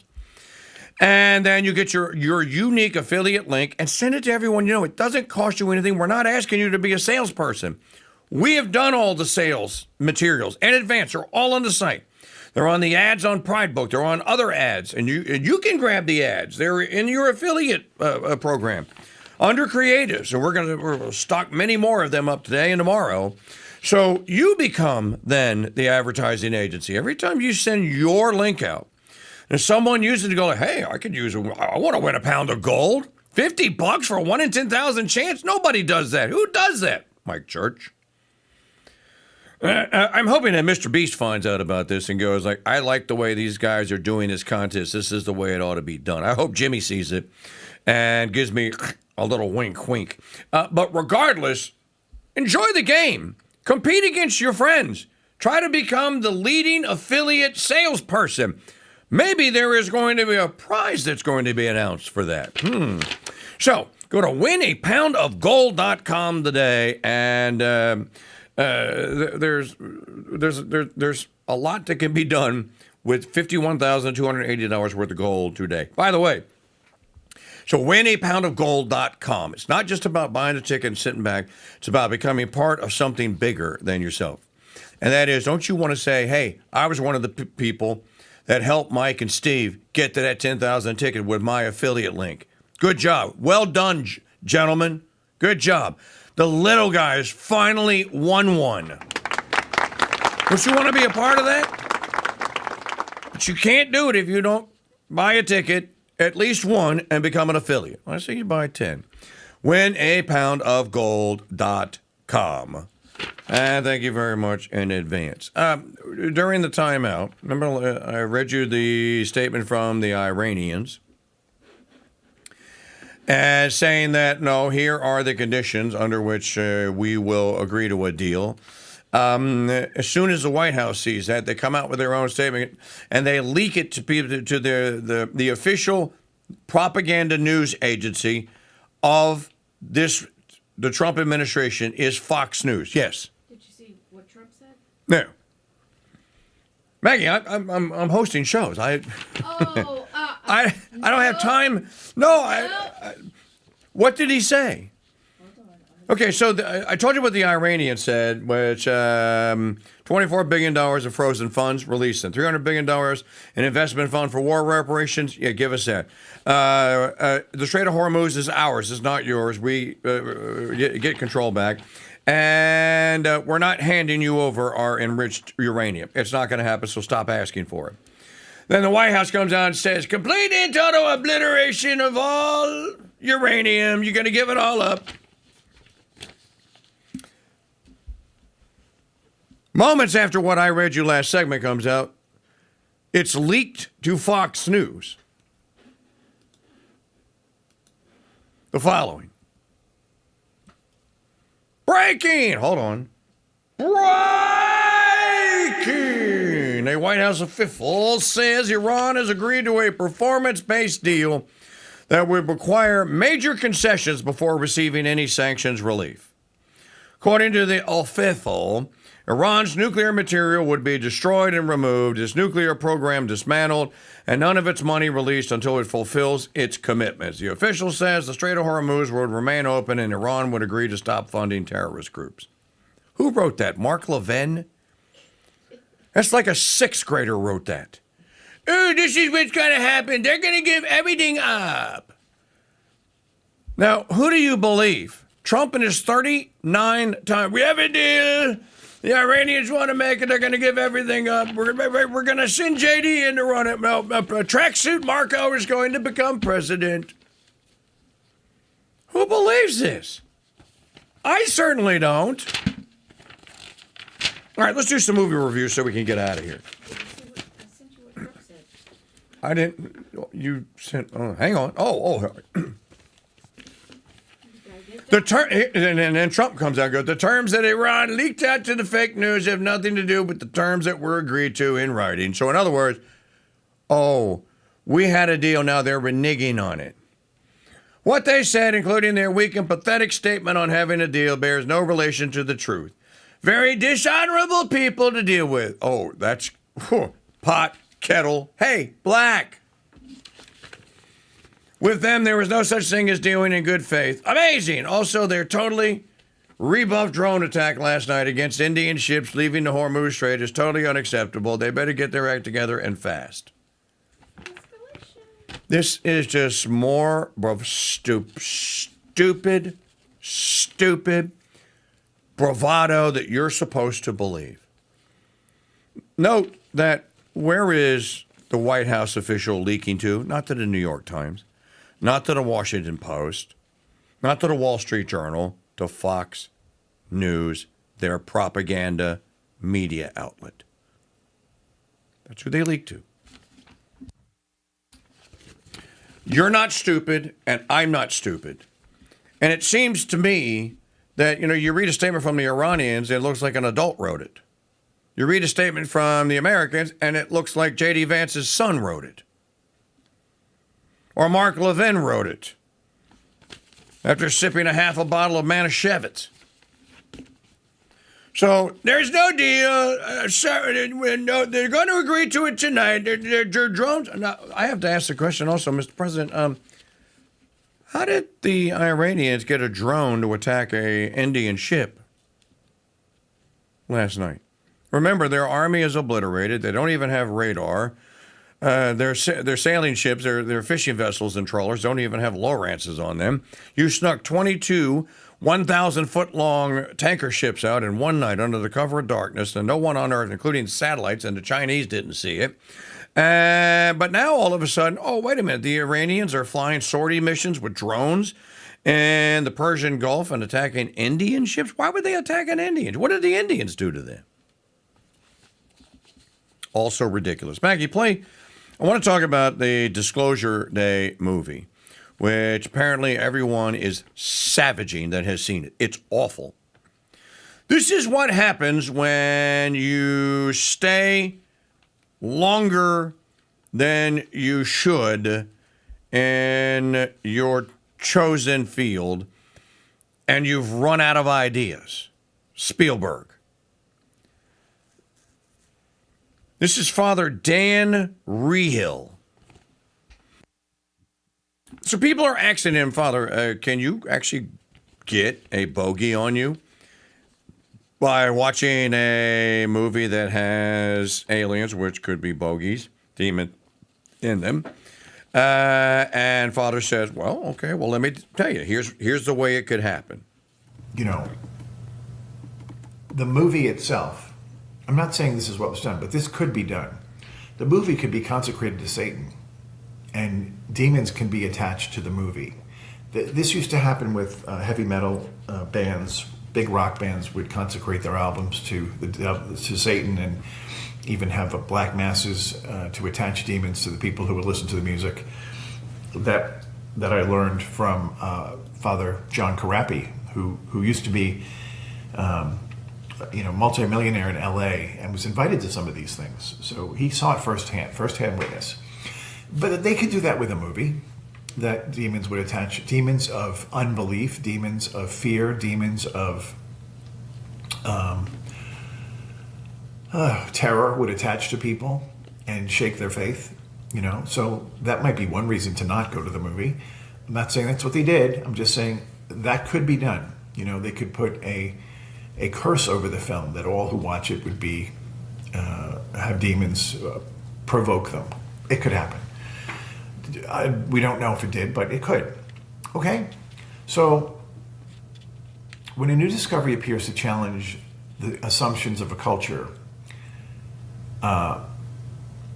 it's possible that the worldview begins to crumble. But the Catholic should never be in danger of that, because Jesus said, heaven and earth will pass away, but my words will not pass away. I think that is word of wisdom there.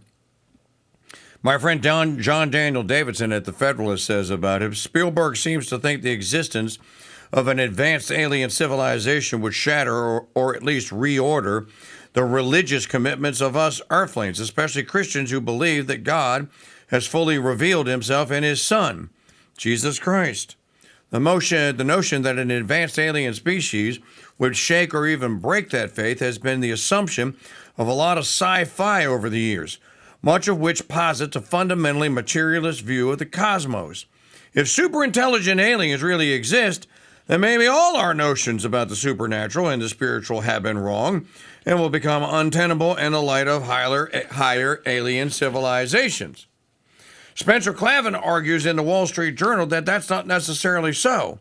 Aliens, he says, quote, might astound us by finding our ideas about creation consonant with, even similar to their own, close quote.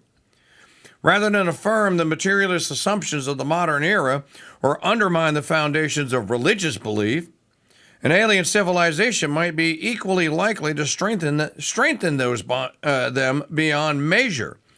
It's not an unprecedented view. Indeed, as Clavin notes, C.S. Lewis posits something similar in his Space Trilogy, imagining rational animals on Mars and an unfalling world on Venus, all beloved children of the Christian God. And then, there's much more on that. I think we'll talk more about it on Monday. I'm not going to go see the movie. I'm not either. And John Daniel talks about what Father Ripperture has said about it. I'm going to try and get a priest on the show to talk about this.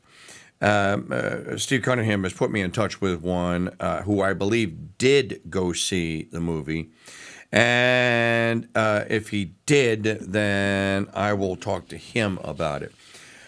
I think that what John Daniel said and what Clavin said are pretty close. I would just add this. And I've suffered a lot of ignominy hurled my way because I had the unmitigated gall and audacity to interview Paul Thigpen before he died on his book on the Catholic faith and extraterrestrials. I never told anyone, and I never said, I'll just repeat this again for all of you out there to keep lying about me. I never said I agreed with Thigpen. And I never said that Thigpen was right. I said Thigpen has made exactly what I said. I said Dr. Thigpen has made a solid case in his book if you read it. I didn't say it was correct. I didn't say that I was bowing down, throwing my aliens or Catholics on the prayer mat on the floor. I simply made the intellectual statement that Dr. Thigpen. He's dead now. He died. God rest his soul. Eternal rest grant unto him, O God. Let perpetual light shine upon him. May he rest in peace. Amen. I simply said that in his book, he made what I thought was a compelling case. I didn't say I agree with it. Here, at the end of the day, it is not necessary to my salvation to pick a side on E.T. I don't have to do it. I could say, throw my hands up like this and go, I don't know. Which is pretty much what I have done. Just to avoid the acrimony of it. So I would just add that. If I want to watch a science fiction movie or read a book that includes extraterrestrials in it, I'm not going to ask your permission to do it. I'm just going to do it. And if you don't like it, well, then that's just tough female appendage on you. That's on you. That's not on me. I don't police everything that you do. Yeah, but you come on in, you talk about it. Hey, I'm talking about something that is a work of fiction. I am allowed at the church. You know, man. In these instances, maybe it would be good to bring the index back, the Catholic index, forbidden works. Of course, the Holy Father would have to weigh in, and he had to say, "I am putting Disclosure Day on the index. Problem solved. Catholics can't go see it. You can't read the book about it. Don't go watch the film, etc." We used to have this, the index of forbidden works. Okay, well, bring it back then. Make the church watch the movies. It's actually probably a pretty good idea. You'd have it would probably take you 3 days to read that list today, but at least it would be there. So I'm not picking a side on this. I will say this, though. Again, I think that it is very likely that of the supposed aliens that have supposedly visited Earth, that they have indeed, but they're not aliens, they're demons. Dressed up as Roswell aliens, because that's what you expect them to look like. And that's pretty much my statement on it. I agree with Father Wolf and that sermon that he did about the UFO researchers who pretty much came to the same conclusion. I don't have to say anything beyond that. And that's all I'm going to say. Now, finally, when Disclosure Day comes out to fully review it, if I'm not satisfied that I haven't gotten the full view, maybe I'll rent it and I'll watch it or whatever. But I'm not going to go see it this weekend. However, I will tell you that I have been watching, and I am going to now review Un Cinéma Critique, French for a film critic, the Amazon/Sony Studios TV series starring Nicolas Cage. It's called Spider Noir. And you're going to be surprised. I'm going to give it a decent rating. You're going to be surprised by this because it's actually pretty well done. Now, it's set in the 1930s, and as usual, I have to disclaim it and go I can't give it 4 Reagans because they have to drop the F-bombs in it, and it's not necessary to the story. You could have totally made this PG, not PG-13. You could have totally have made this PG, and no one would have complained about the lack of F-bombs in it. But they threw them in there, and they ought to be notified. Stop doing that. Stop doing it. You don't need it. It's not necessary to the story. So Nicolas Cage basically plays this character, Ben Reilly, who is a Sam Spade kind of, he's a Peter Parker. He's not Sam Spade. He's Peter Parker style private investigator, meaning he's pretty much a who's her. And he has committed some crime, some horrible mistake in his past, and we don't know what it is. And I'm through 6 episodes now, and they still have not revealed totally what it is that he did. But apparently he was bitten by the spider that bit Peter Parker, and he has dressed up as his character called the Spider. Not Spider-Man, the Spider. He wears a long trench coat and a black mask with kind of like bomb shelter goggles on it. He does sling webs. He has the webs coming out of his wrist. He can climb walls. He has all the powers of Spider-Man. Now remember, the Sony Corporation bought the rights to Spider-Man and got them from, thank the Lord, the Japs got them from the fag lovers at Disney. So Kevin Feige doesn't have Spider-Man. The Japanese, Sony has it. The series is really good. It's very well written. It's very well paced. You can tell there are good directors and writers that have worked on it.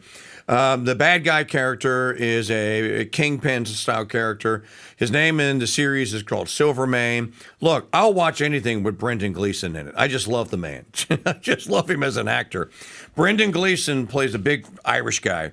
Brendan Gleeson plays Silvermane, and he plays him very well. You're almost torn. Wait a minute, is he trying to be a good guy or is he a bad guy?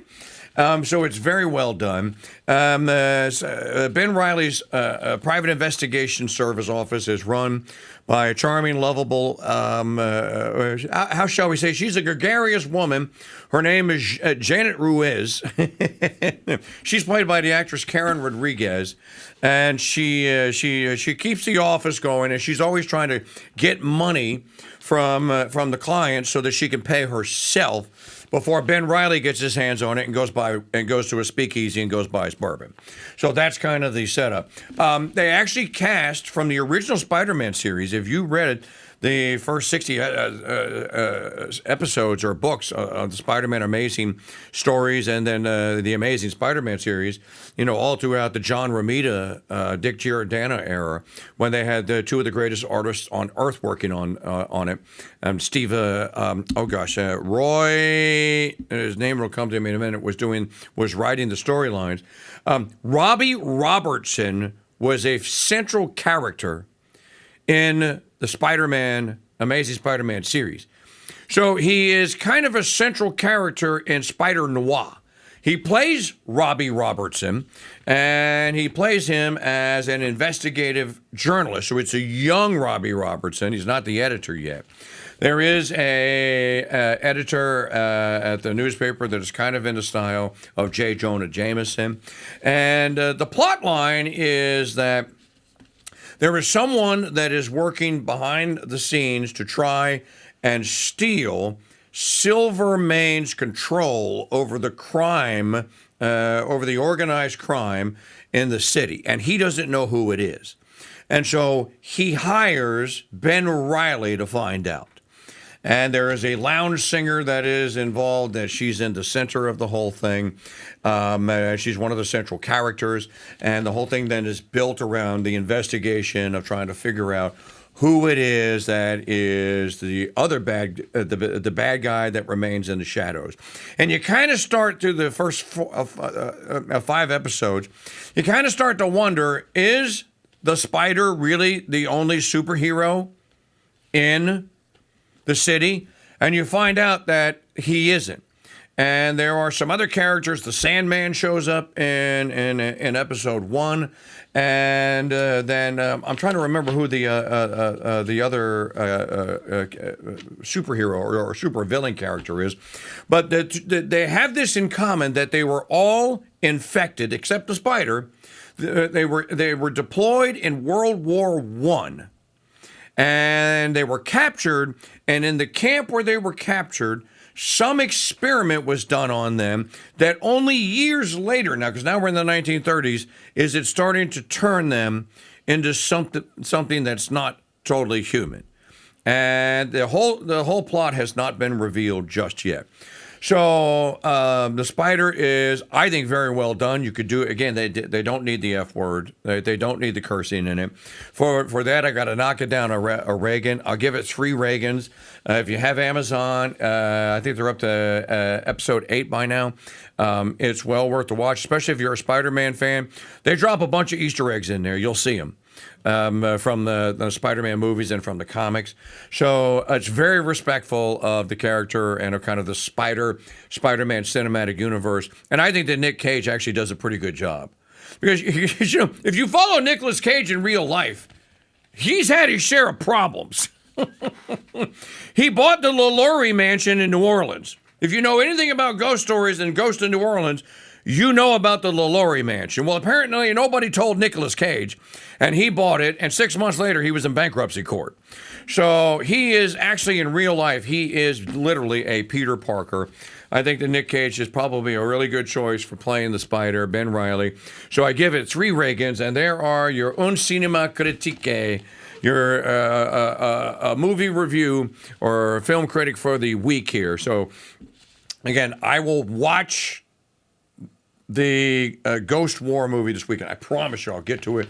I'll review it. I'll watch a few more. We'll have a great movie review. Well, no one's ever seen anything like it. We'll never see anything like it. The great Roger Ebert has never seen it. Isn't that right, Roger? Gene Siskel would never have seen anything like the movie reviews that we're going to do.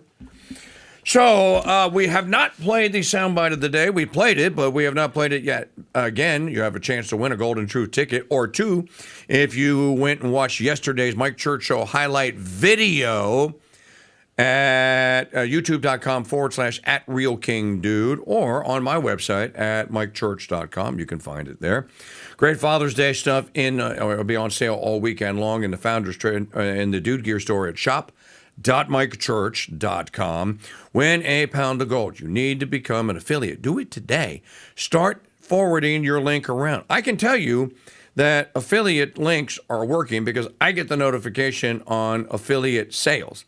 And I've gotten a lot of notifications. As a matter of fact, if you go to winapoundofgold.com, you can actually see right now there is a affiliate leaderboard.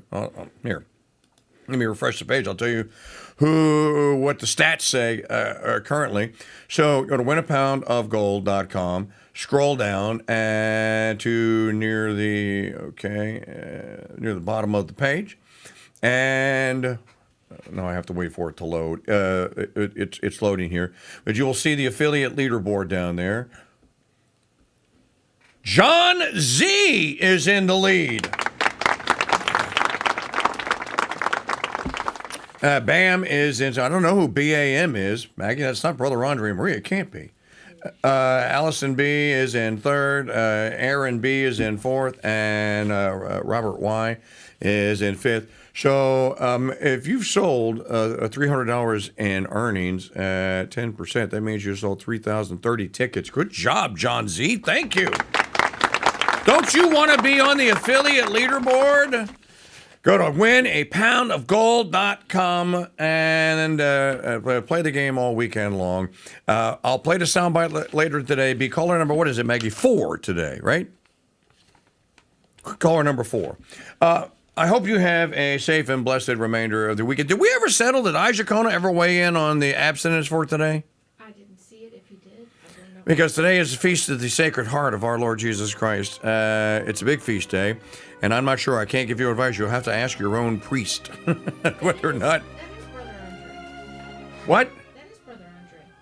Oh, that is Brother Andre. Oh, go Bam! Okay. Thanks for listening. You have a choice of what to listen to, what you watch. You chose us.